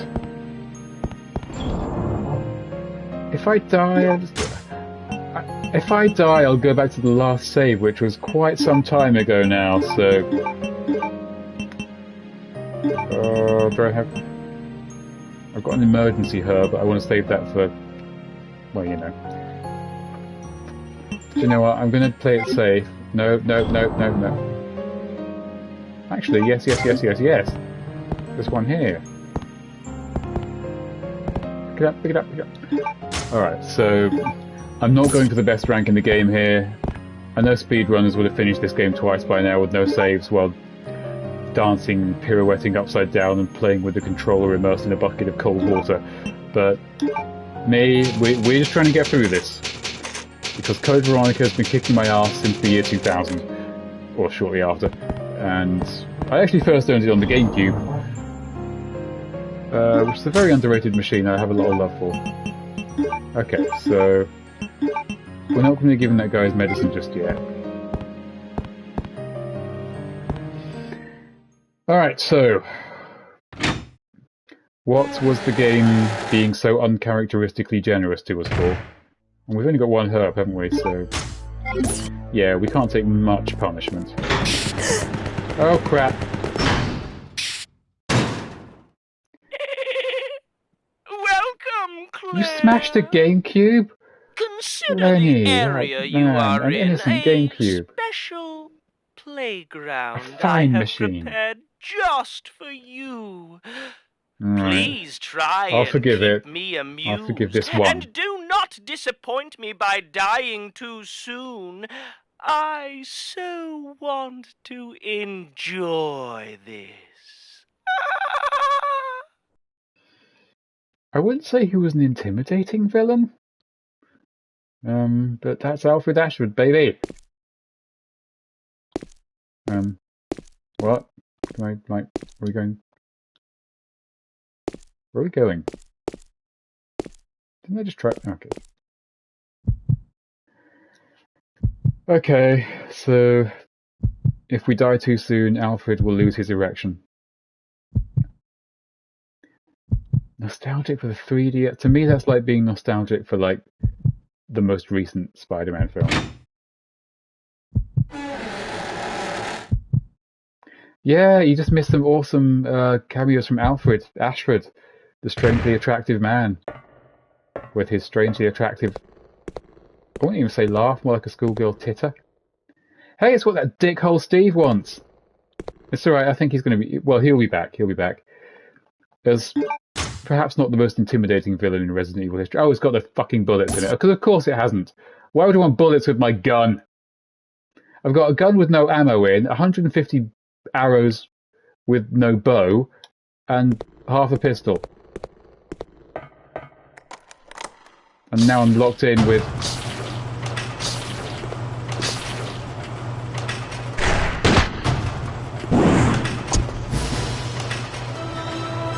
something I want to be logged in with. That can do that!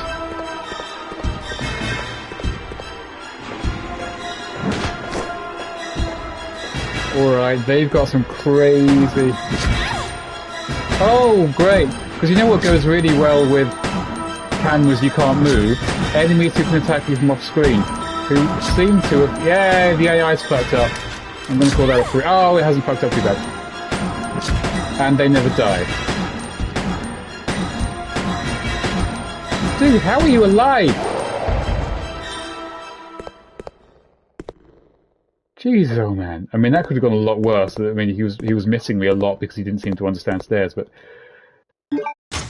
Yeah, Oh, Lenny's a master at clipping things, as we discovered earlier, so, there you go. Get yourself some cold water, just in case you get too excited. And yeah, naturally, for now, we'll come across some more Alfred Ashford goodness later on. And yeah, sorry, I was just ranting and complaining, wasn't I? Yeah, if you can't control the camera, don't have enemies that can hit you from off camera, because that just becomes unfair and very difficult. Oh my God, there's another one.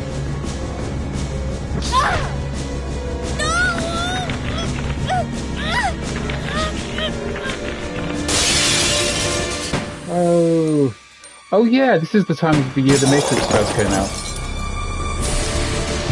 There's a lot of very dated movie referencing and movie style stuff in this, like the MI2 stuff from earlier.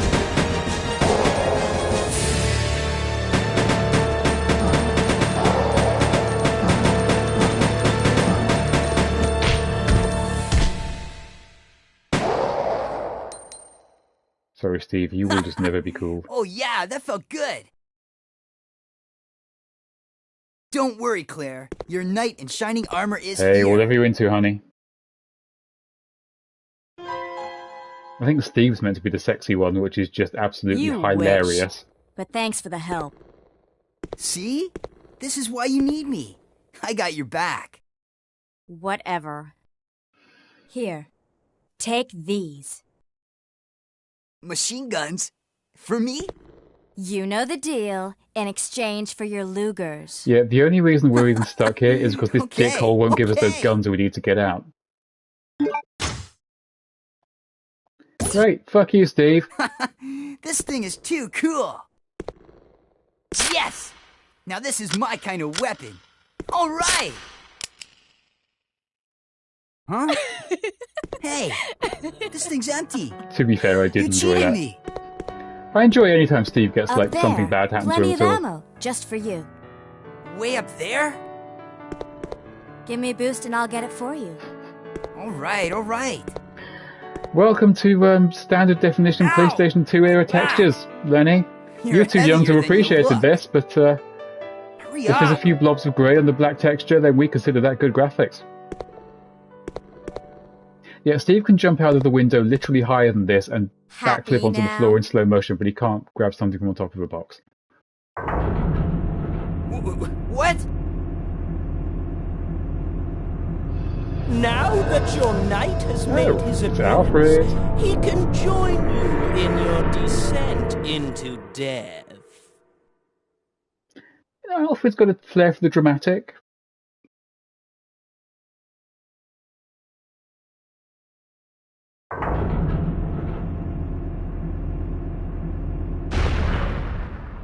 Okay, let's do it! Wait here, Claire! Time to test out my new toy! Yeah, don't both of you go together because that's a lot of AI for a very old system to have to handle at once. So we're just playing as Steve for now. It's kind of nice to play a survival horror game as a character whose well-being I don't care about in the slightest. To be fair, these are pretty sweet.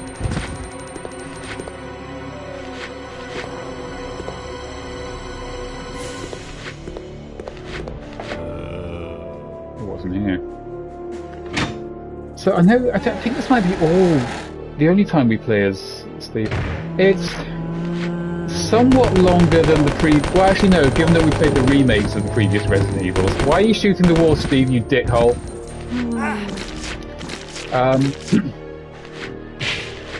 Yeah, the door opening animations.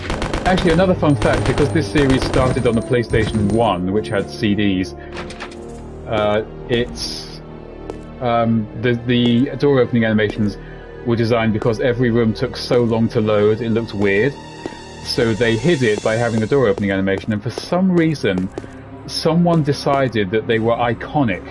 And even the most recent, like the remake of Resident Evil 1 on the PlayStation 4, which could load it in a heartbeat, chose to keep a 10-second door opening animation between absolutely every screen, which annoys the crap out of me.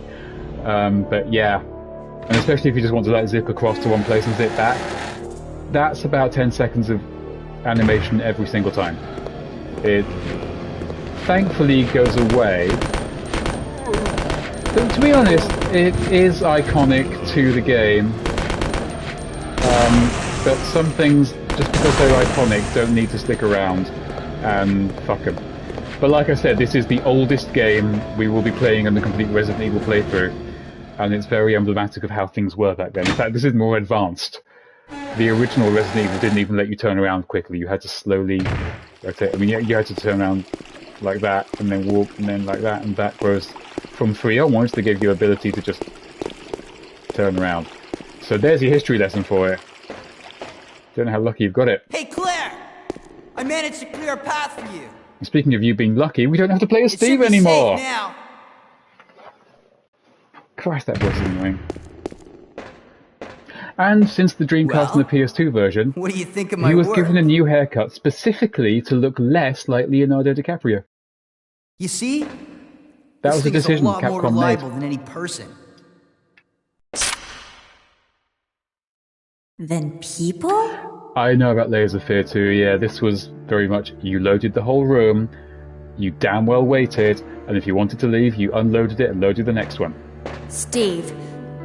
And if you were lucky, your console didn't blow up. What were you doing here?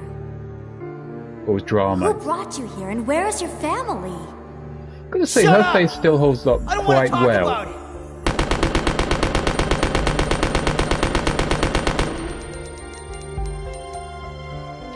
Steve. Okay, so I think Steve is meant to be a hunky boy. Alfred, I think they were trying to make him hot, so that's just like an alternative take.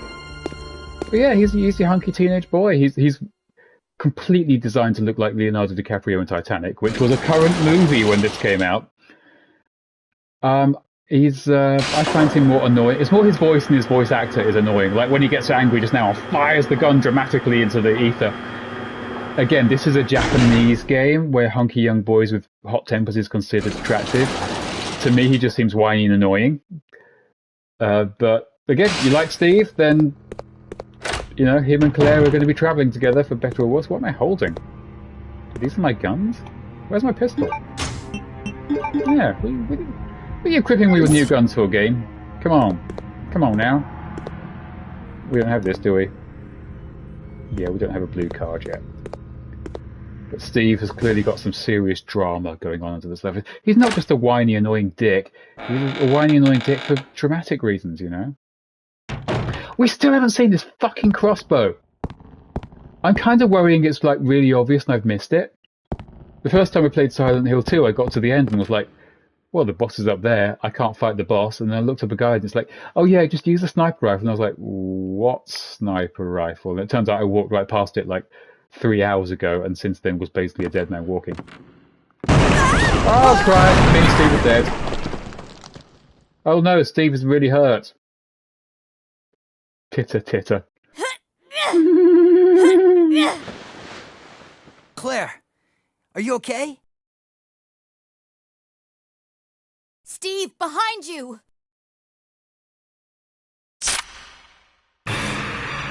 Oh no, it's another zombie. No.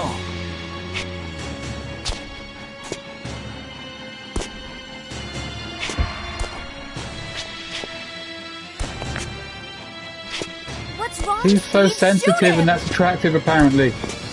Wait! I can't! No! It's his dad! How could you possibly have guessed that? Steve! It's his dad, but I don't know, the power of Claire's hotness. It's a lot for a teenage boy to go through.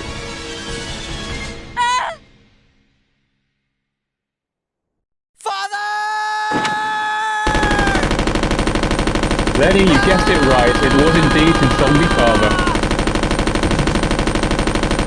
Who has had ample time to eat Claire's face off while Steve was being dramatic, but chose not to, which was very kind of him. Gotta admit, some of the face models during the cutscenes actually do work. I think the collars are like prison collars that they put on them. Like, I think it's like in Battle Royale when they've all got collars on, but like the collars explode. Although clearly the collars don't explode, so I don't really know why. But I think they put the collar on when they come to prison because they're both prisoners.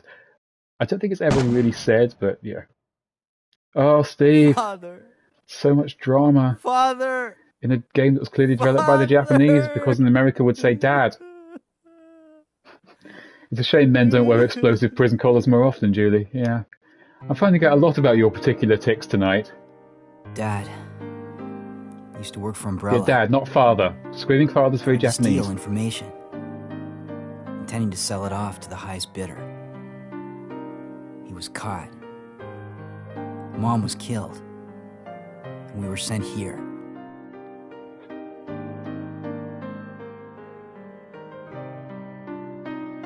See, he had depth all along. Oh, Steve. He wasn't just a douchebag, he's tragic. He was a fool to do something so reckless. If you wear a collar, it means you're taken. What circles are you in, Lenny? I don't know that one.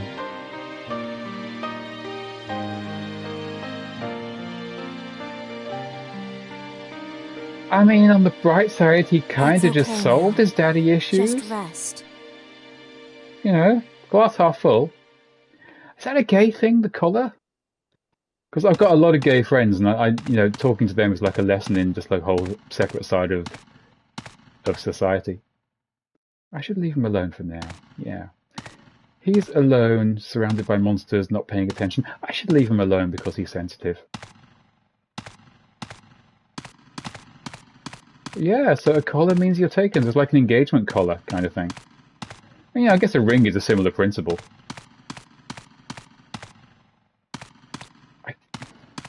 Is the door? No, no, Claire, no, turn around, turn around. There you go, turn around. Come on, girl. Up, up. A legend. You're not going to tell us what the legend is, but it appears to be telling a legend.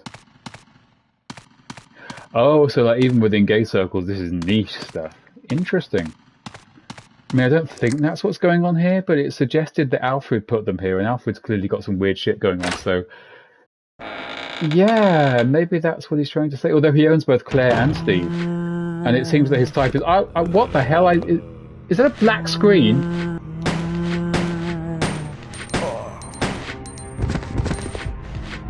The game is playing behind all that, right? Oh god, I think this is on, but yeah. Is this more visible to you? Because I can't see a bloody thing. Remember when I told you this game could... Okay, yes. Alright, there was a lot of guesswork involved there. Clearly some parts of this game haven't aged too well, and... Oh, so someone has the key to the... Hang on. Wow, there's some psychological shit going on there. I get the impression I'm supposed to take that, but it looks too easy.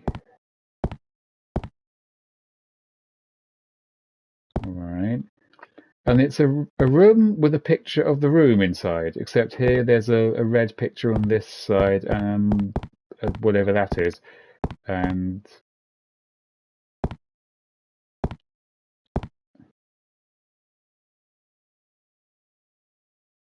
that's right, I knew it looked familiar.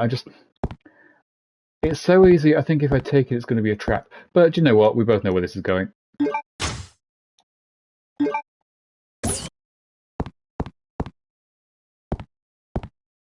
Okay. Yeah, it's good that we have someone young with a brain that works better than my old leaky brain. I knew it looked familiar. I was more just thinking. I think we've seen at least 2 places where that can go. Is the zombie still dead? It's not still dead, and I still can't see. Yoink! Oh, your sore throat, Judy. Go, go, go. Get a drink. Don't cry. Don't give me a little crying emoji now. I just feel sad. Can't really remember where we've been. Just make like an Alfred Ashford supercut for Julie. That's like a belated Christmas present. But you know, they say girls like a man in military uniform, and Alfred Ashford, for all his many flaws, have that. So yeah. Where am I? Oh, okay, so if I go back around in the front way, I'll get to where I could put the thing into where Alfred was shooting at us. We can't get down from here, can we? Because the floor broke and Claire can't jump down because I don't know. So yeah, this is going to require some serious plotting.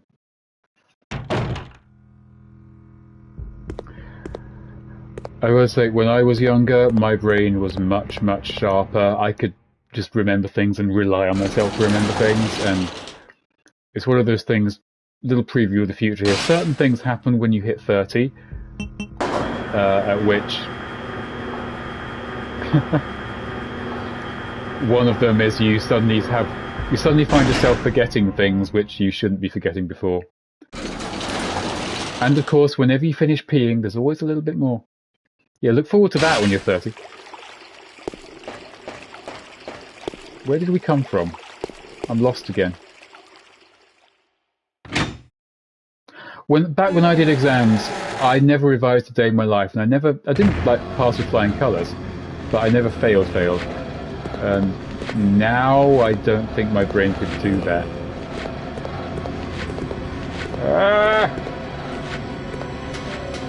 I've not had to wake up at 4 AM for it yet. I'm not that bad. Top in your year, yeah, I mean, get all the grades and qualifications now while your brain still works. And keep practicing. The reason brains get old and flabby, yes, I am lost, that's why I'm wandering around like this, is lack of practice. Seriously, I mean, the one thing I do with my brain recently is memorize massive chunks of like writing and dialogue. No, I don't want to take a lift to the floor. I'm already up. And I can still do that. I can still read 3 pages and memorize it in like half an hour. Because I've just been doing that constantly for 20 years. You want to be a maths teacher? Okay, well, now's the time to fill your head with all that stuff. And the more you keep practicing it, it'll stay in there. Don't let your brain get flabby, is what I'm saying. Lessons from a much older man. Don't let your brain get flabby, or anything else get flabby. You've got to keep it practicing. Is this the right floor? I just want to get back to where Steve was, the dickhead.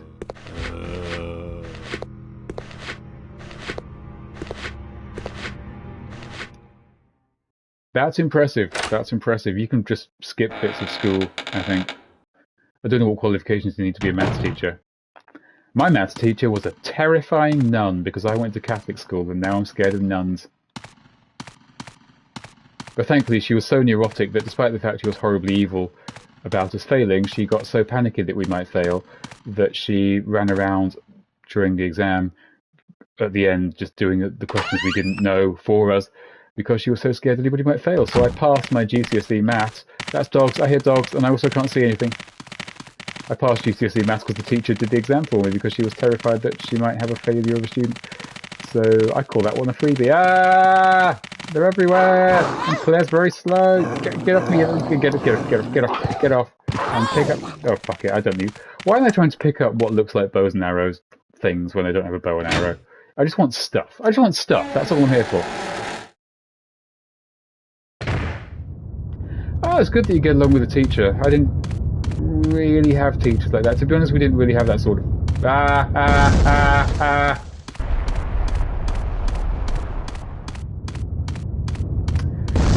Oh god, get in. Has the game got darker or have my eyes faded? Because I'm having much more trouble seeing things. Right, what? This way, yes. Yeah, don't be a teacher's pest. The teachers don't like pests. And I think they can identify a pet. Of course, now I'm old enough that one of the kids I went to school with, who was an absolute arsehole, is actually now a teacher at the school we went to. Wait, what? Oh, okay, can't go there yet. And was there a typewriter around here? I'm really getting the urge to save. Oh, I guess we'll just have to not die. And yeah, I think now I know more teachers than students of varying degrees. It's like, yeah, they can spot a pet from a pest, but they do appreciate when they find some talent in something. Why are there dogs everywhere and I can't see?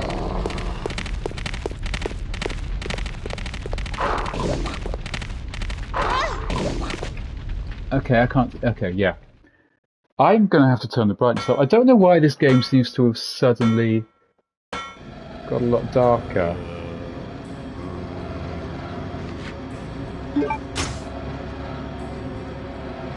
Is the screen actually? Yeah, the screen's got darker because I think it's my TV doing something because I put on the inventory screen and came back and everything I could see again. So it's like it went into screensaver mode.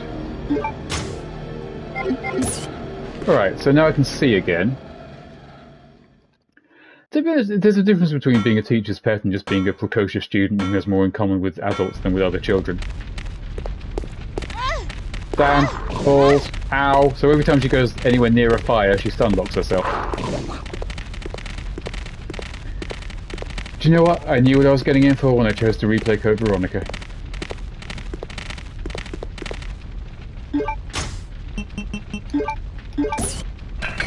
Yes! It's the other key card! That should open a bunch of locks that we haven't yet opened. You were right, Lenny. You were right. I never doubted you for a second. I don't really want to go down where those dogs are. Oh wait, there was a typewriter this way, wasn't there? Yes. Big maths brain. Big maths brain. But do you know what? I grew up on hard old video games. What I lack in brain, I make up for in fortitude and resilience. I mean, I grew up playing 8-bit platformers. Those games were so hard. Well, the water didn't help. Well, I mean, if you've got a sore throat, Julie, rest and drink plenty of fluids. But yeah, I think you're just going to have to sort of tank the damage to a certain degree. Just stay home, eat your... Claire, you bitch, turn around. Stay home, eat your greens, drink your water, and just rest. Recover. The thing I need to put these guns in is right next to a door, isn't it? So I don't need to carry those. I don't really want to keep going 2 cards. That I should put in the thing, but not now. Okay, so we can save. You got your throat removed, like the dogs are trying to do to me.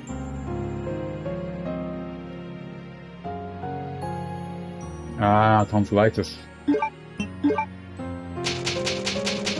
Yeah, I think you got your throat removed. That's like, yeah, I'm just like a head now. I had my tonsils out when I was about 10. I dare say the process is a lot, well, hopefully it's a lot better and simpler now. I just remember they gave me some gas that smelled like candy and put me to sleep and gave me really weird dreams. The tonsils suck.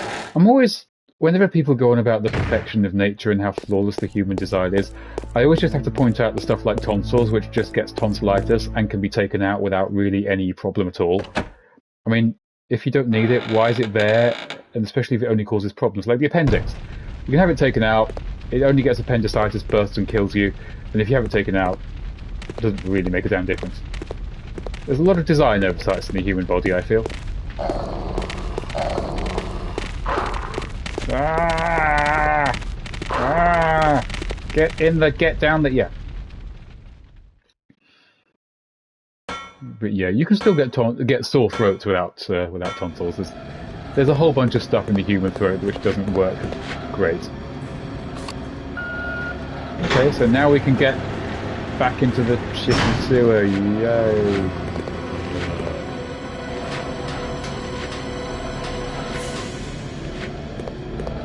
Yoink!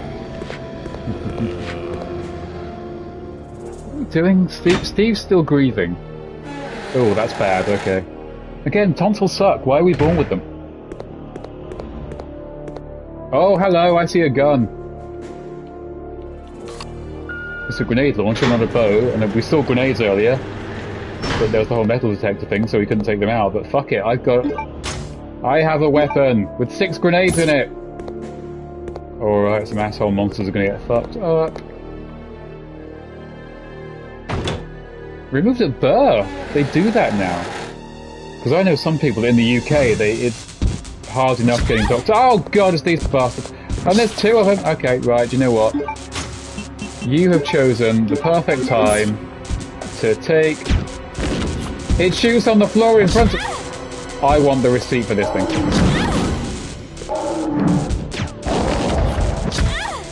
Yeah, I can't really do much against this thing.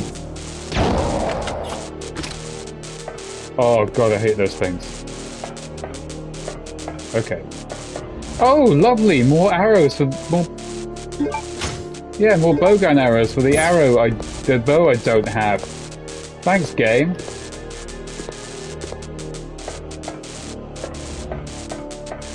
I think in the UK these days, doctors basically just don't want to put the NHS under that kind of stress, so unless, like, your tonsils are killing you, you're stuck with them.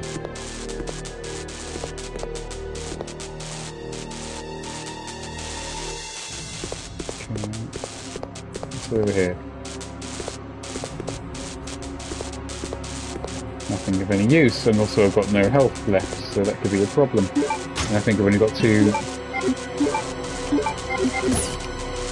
Right.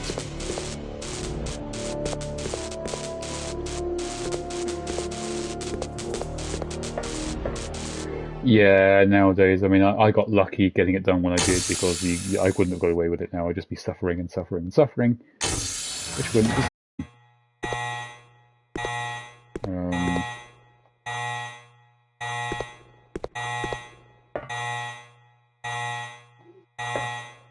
Okay.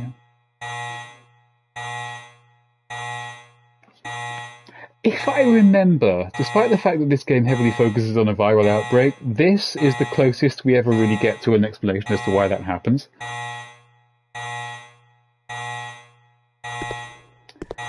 I do think tonsils are an evolutionary dead end like appendix is. I really can't do anything here, can I? So again, I had to watch the whole door opening animation to get into a room which is basically just like turn around and then watch it all again. Wasn't there a room upstairs somewhere when it all went dark that had a blue keycard reader? If I remember rightly, yes. That's the way we came. What was this way? I'm just going to check the map and see if it means anything to me. Dear oh dear. Great memory, focus not so much. Okay, I can't remember what that thing on screen is, so... Enjoy this door opening animation, which I think is the one we commented on last time, so I think I'm walking to a dead end. Ah, you lucky bastard. To be fair, this game doesn't exactly hold your attention when it keeps making you watch a door opening and closing. What do we got here? Yes, please. And also a handgun part. Oh, yeah. Well, that's great, then, isn't it? Okay. It is required for a different handgun, and that's locked, even though it's got some really good things in, meaning there's nothing we can do here. Enjoy this door!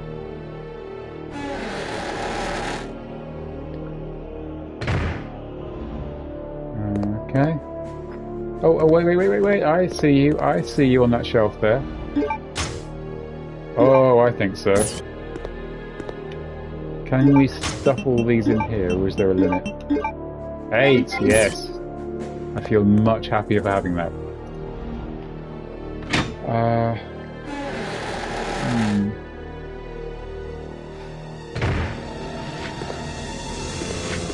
Oh, damn it, don't walk into the bloody...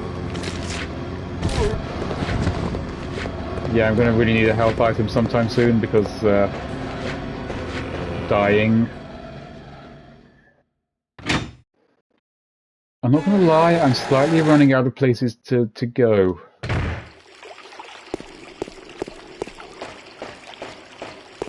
Okay, this is the way we came with Steve. Oh, this is the lift, so one of these floors I think had a door with a blue key card on it. I could be wrong, I could just be completely wrong.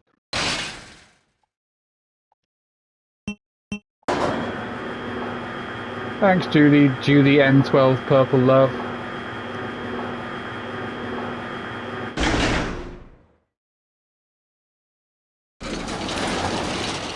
Yeah, there's just no transitional animation for that, so I think the challenge of taking the stairs fills Claire with anticipation. Okay, there we are, I was right.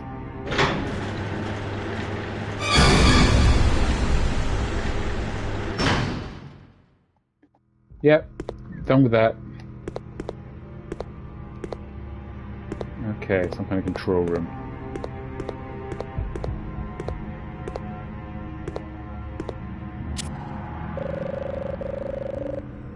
The albinoid.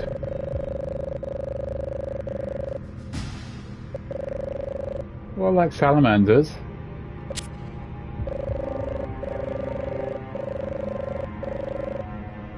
It's cooler than The Sims 1, I'll give it that. Oh, it's a vagina monster. Normal amphibian, body will change as it grows with age.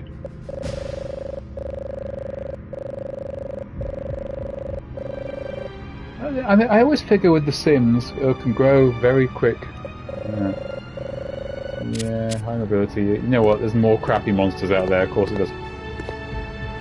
I always figure with The Sims, it's like one of those games where the new game effectively replaces the old game. Because it's like, there's no need to play a pre whatever the modern Sims game is. Whereas with this game, the modern Resident Evils and the old Resident Evils are all like very different things. No, I get it, Albinoid, yeah, shut up. Kind of like Mario Kart. It's like, yeah, you can play the old ones for nostalgia, but you don't really need to play anything new after you've played the most current. No. What do we got here? Oh, we need, yeah, that and the other one we found. Biohazard breakout. What isn't a biohazard breakout these days, Resident Evil?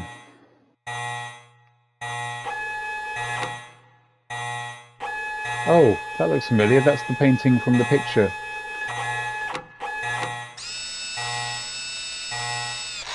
Oh, alright, Lenny, 1126. We don't know what it's for yet, but 1126. Aaron, what's going on? Finish man. Oh, well, that was convenient. Okay, so we can get in there now. What's new, Aaron? Past number door lock systems. Huh? Oh, right. I'm guessing 1126. Well, oh crap. Oh, and I see a herb. That's what I need. 2 herbs. Yes. You know, Julie's also got a bit of a cold, Aaron. There's something going around today, I think. It's really that time of year. Because you're also in London, aren't you? So I think it's like, yeah, something's not right in London. I think there's some kind of virus going around, but I'm pretty sure we'd have heard of that. Will you just fucking stay down? Or just stay down enough, I don't care anymore, I'm leaving. Wasn't there another one? Was this...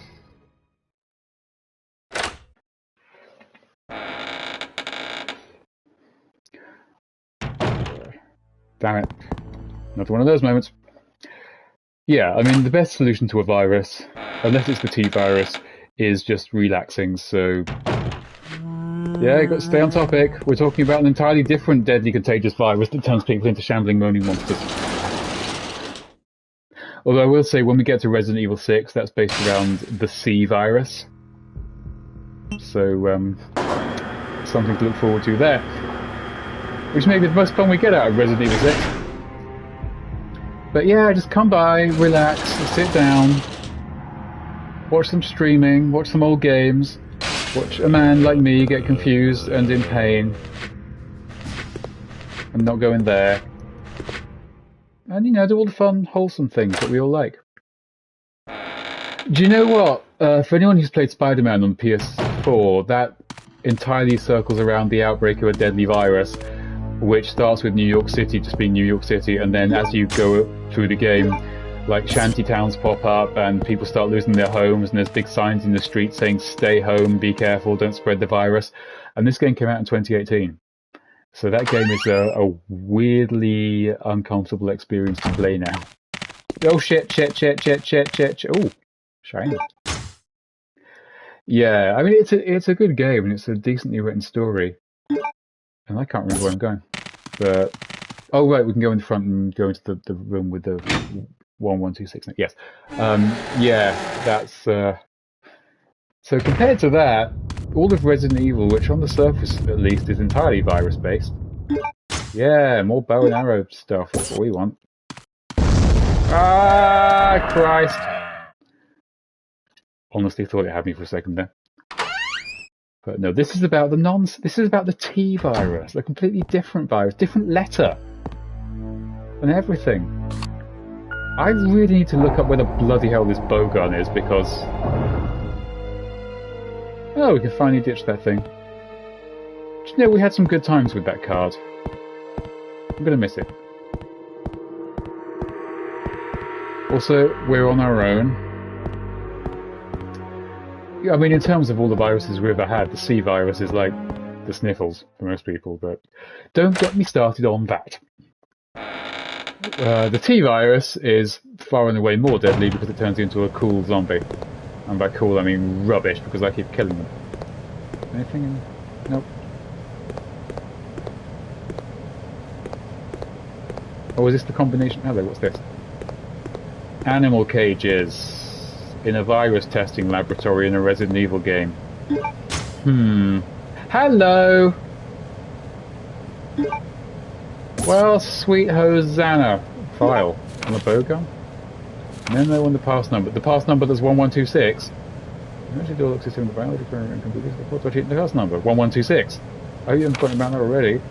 We received an order to change the pass number periodically to 1126. It bothers me that you often lose important memos, pass numbers, or even chemicals, such as 1126. So in an attempt to solve that problem, I came up with an idea. You know the red human skeleton picture that we found the number 1126 on? I decided to use the number, 1126, signed on the picture as the pass number. If you happen to lose the memo, just look at the picture of the number 1126. I need to use the pass number 1126 anyway, but just take it, just in case. Take it, Mr. Careless. It's 1126. Claire. Press it, Claire. Pass the number, or what is it again? You have to reach now. The game asks you if you'd like to enter the next number. Every time! 2... Please enter the fourth digit. Well, I think I fucking will. 6. Okay, we can all stop remembering 1126. There's going to be something in here I don't like, isn't there? Thanks, Julie. It was 1126 indeed. See, normally things burst out of the display cases when we get there, so at least these ones are ahead of the game and seem to have fucked off. I don't have the space for you. Hey, what's this guy? He's already dead. Well, yeah.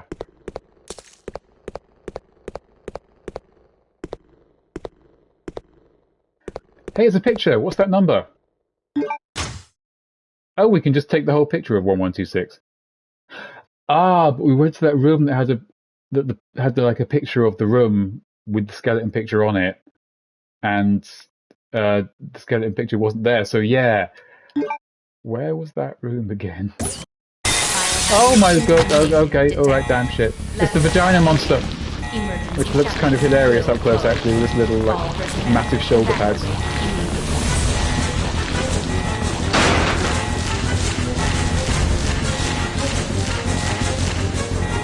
Oh lord, oh god, time. Oh god, there's vagina monsters everywhere. Electric vagina monsters. It does look a bit like an axolotl, yeah. An axolotl with arms and a face vagina. Like an axolotl and one of the face huggers from Aliens.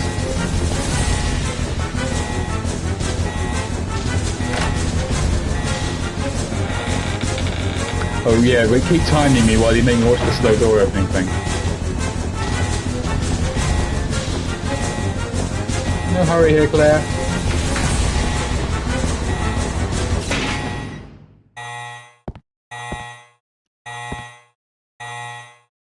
Okay, well, you may just throw away the key to that door, so I'm guessing we don't have to go back in there again. Okay, I'm going to have to check the map for where that was supposed to go. Nope. Which one's Lace again? Just remind me of the description.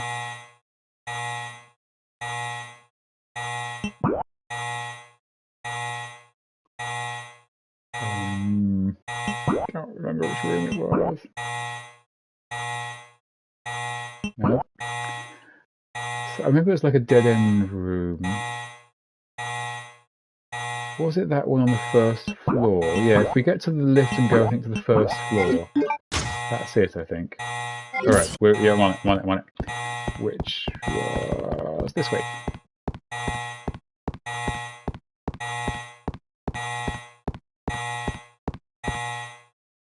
Yeah, I remember Lace. I remember Lace from Fortnite. How much is Lace? I mean, I know you like it, but I mean, some skins on Fortnite are quite cheap and affordable and actually a pretty good deal. Hey, Sleepy Dog, snooze you lose, damn it. I mean, I don't know how many Vivs you've got. That sounds like it would have to be one hell of a skin for me to spend 1,500 on anything. Hey, Zombo. On the floor, there you go. You don't have to stay down, just don't hassle me for a bit, alright? I've got stuff going on. That's true. Earn your new skins by christening your old skins with solo BLs. I have lucky skins and less lucky skins. Okay, so yeah, if I'm right, and there's no reason to think I am, I go up to the first floor here, and that should be where I'm going. Don't get it. Oh god. Yeah, I'm finding I like a lot of the skins in this season's Battle Pass. But occasionally you get something like, as you may have noticed, I'm a Resident Evil guy. So a little while back they put 2 Resident Evil skins on the store, and yeah, I'm going to get those. I was waiting for ages. When the Street Fighter skins went up, I was like, ooh, Capcom skins. And I hope there'll be 2 more, because Claire here should be on there. Leon.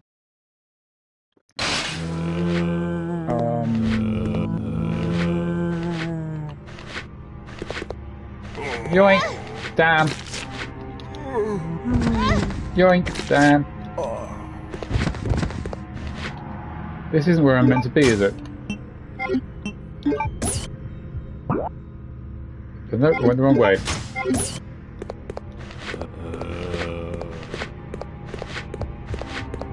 I really hope this is the right room, because I cannot remember. Do you know, I was saying about Zendaya the other day, but I figured that, yes, right room, the No Way Home skin would just recycle the same face, but they've actually redrawn her face, and I find the No Way Home skin looks a lot less like Zendaya. Like they're trying to not make it look too much like her, because the June skin looked exactly like her.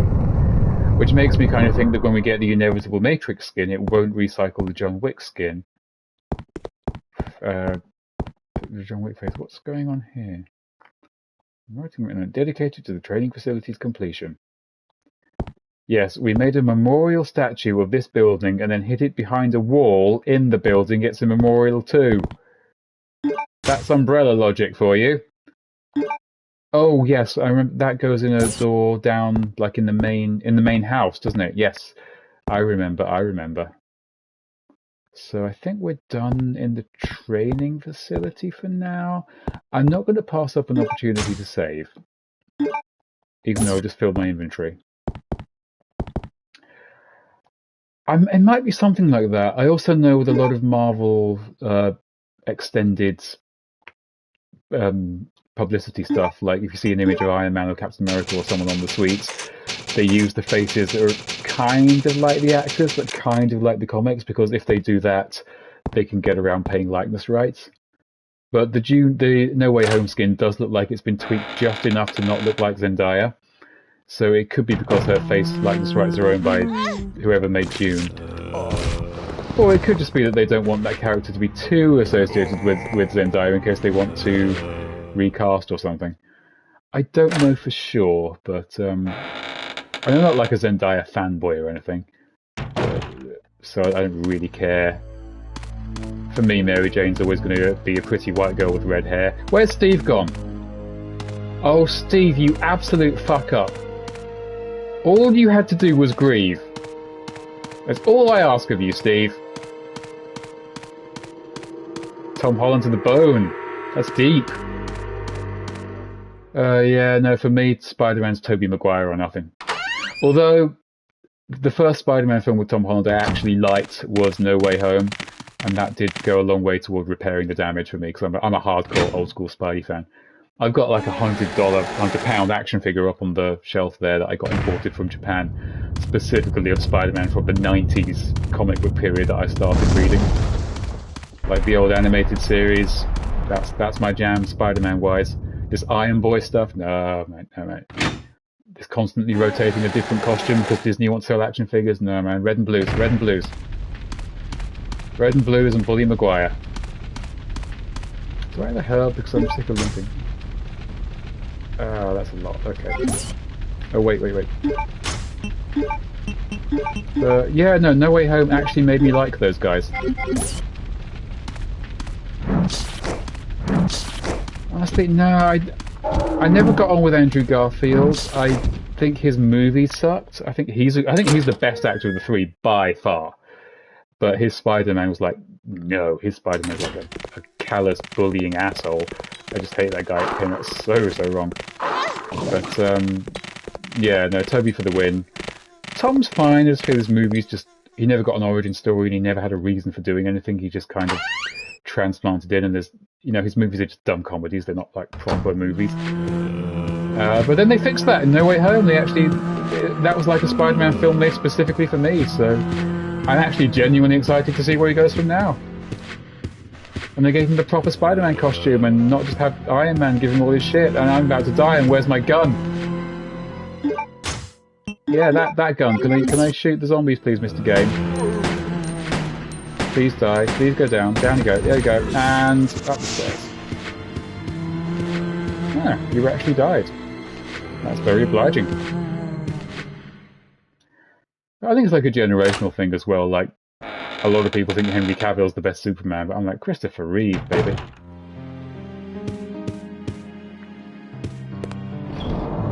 Alright, what was I doing? Going to put the guns in the wall. I think, Mr. Game, I will redeem my emergency green herb now. I'm going to stockpile the bow gun for now, because I know we're going to need some ordnance later, and I want to have something in my back pocket. I should probably put those machine pistols away, but they are making me... Tom Holland's very pretty, but I'm like, Peter Parker shouldn't be pretty. He's supposed to become like an ordinary guy. That's his whole thing. He's like the working man superhero, you know? He's not especially good looking. He's just kind of a working class boy from Queens. when you try to make him too movie star, it doesn't really work. Which is why Toby works so well. He's just like the most average looking guy imaginable. So when it's like Tom Holland's this super ripped, hunky teenage guy, it's like, we're supposed to buy he couldn't get the girl in high school, and he's just like some douchey guy who gets just like turned down by girls and bullied and picked on, and like, yeah, this is all kind of important to Spider-Man, like narratively speaking. What have I just walked into? This feels like we've just run into a whole different game. Actually, we're coming up on 2.5 hours. We'll probably wrap this up soon. Although Tom Holland as Nathan Drake, that I'm having trouble seeing. But he's got the physicality for it. I don't know if an Uncharted movie is a good idea at the best of times, but... Oh god, what's this? Do you know what? This seems to be here forever. I'm just going to leave this. I think... Yeah, that's a lovely picture. Not even anything to say about that. I'm going to go back to the other room. Typewriter, that's the word. And I think here's a good place to wrap up for the night, because it's midnight right now.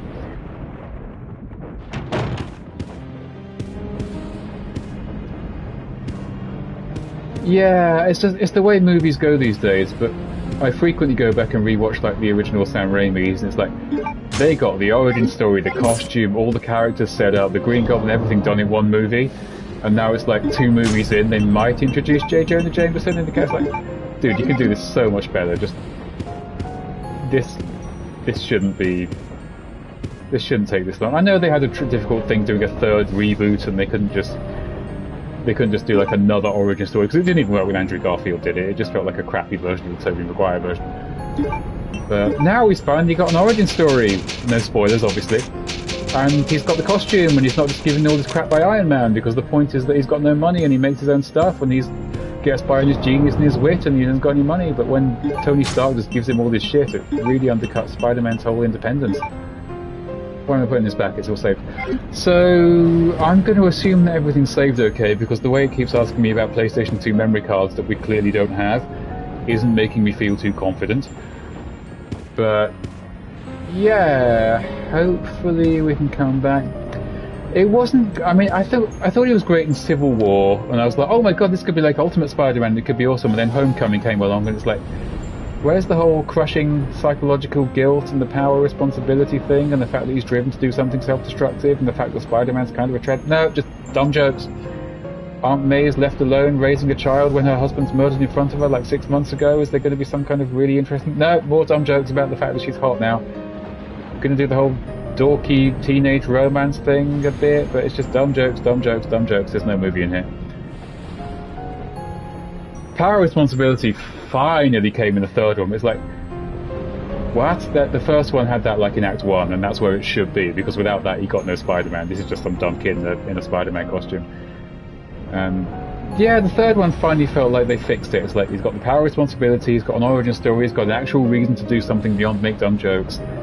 In the end, he gets his costume, he's on his own, he's making his own shit. This could go somewhere. I'm actually excited that they announced 3 more movies, because when they first announced it, I was like, oh, fucking Tom Holland and Zendaya for 3 more movies. Damn it. But then looking at this one, it's like, hopefully they don't bring Zendaya and the fat Asian kid back, because they just, get rid of them. Done. Give him like Mary Jane, Gwen Stacy, the Black Cat, hopefully some proper Spider-Man characters. Make him Spider-Man, give him his suit, just don't try to introduce like Tony Stark having joined the Avengers. Yeah, okay, fingers crossed. I was excited after Civil War and bitterly disappointed. I'm excited again. The ending was great, because it basically wiped away all 3 films. It's like, okay, no one... Well, I'm not going to spoil anything, but it's like, yeah, this could be a fresh start to wipe away all the stuff I didn't like. All I'm saying. Plus, if you could work Tom Hardy's Venom in there, I love that guy. That'd be fun. That's my Marvel wish list. I think they made No Way Home specifically to my personal wish list, so if they're still listening, Spider-Man and Venom, please. But for now, I'm going to wrap it up, because it's almost exactly 2.5 hours, which is neat, and I haven't got much energy left to get bitten by zombies before. I think I made good progress. I am having trouble remembering this game, and I've got a pretty good memory for Resident Evil. Julie, see Spider-Man, let's call it Spider-Man 3, although you can't really attribute numbers to the MCU films because they come in between Avengers and stuff. I know there's a lot more to go. I know we're way less than halfway through, and this game is far longer than the other Resident Evils, or the originals actually. Maybe the remakes we were playing are longer. But I'll be back maybe tomorrow, since I'm unexpectedly work-free, shall we say. Don't go now. I mean, no, stay at home now. Watch the originals on Netflix. Watch the Andrew Garfield ones, which we never actually watched. I forced Julie to watch the Spider-Man trilogy at some point, but I've spared her the Andrew Garfield ones, which are, I'd say, probably by far the worst. But weirdly enough, all the old movies do come into play in the new movie in ways I'm not going to spoil. Both Andrew Garfields are on Netflix. They're not especially long. They're bad. They're bad. I'm just going to pay for it now. They're bad movies. But yeah, I'd say bone up on your Spider-Man before this movie, because it does do things in films that have not been done in screen before, which hasn't really been seen since the first Avengers and I guess Endgame. Okay, I mean, I think they're all. I just want Toby. I think the Tobey Maguire trilogy are all on Netflix. I don't know if like Homecoming and Far From Home are, but ironically, I'd say, even though this is a direct sequel to them, you need to know them the least, because the Spider-Man movies in the MCU are just completely forgettable, just like fluff comedy movies. The important stuff about Spider-Man is the stuff that happens in Civil War and Avengers. But you don't need to go up on that. There is a boy who is a Spider-Man, is really all you need to know about the MCU Spider-Man. I'm going to stop before I say anything spoilerific. So, thanks for stopping by, everybody, and for assisting me with this difficult game. Wait, the Spider-Man 1 of 3 is, but 2 isn't. I hate when Netflix do that shit. Oh, in fact, Spider-Man 2 is the best one of all Spider-Man movies ever. But yeah, we watched the Spider-Man trilogy, the good ones, with Tobey on our own. You got that. Just watch the Andrew Garfield's. It's bad viewing, but just sit down and it's going to happen. And yeah, thanks for stopping by. Anybody who's still here, we will return. I will return, and hopefully you will return with me. But for now, it's gone midnight, and it's time for me to go to bed. 126. If you can take away any message from this stream that I would love to impart on you all, it's that with great power, there must come great responsibility. And also, there must come 1126. Good night, everybody.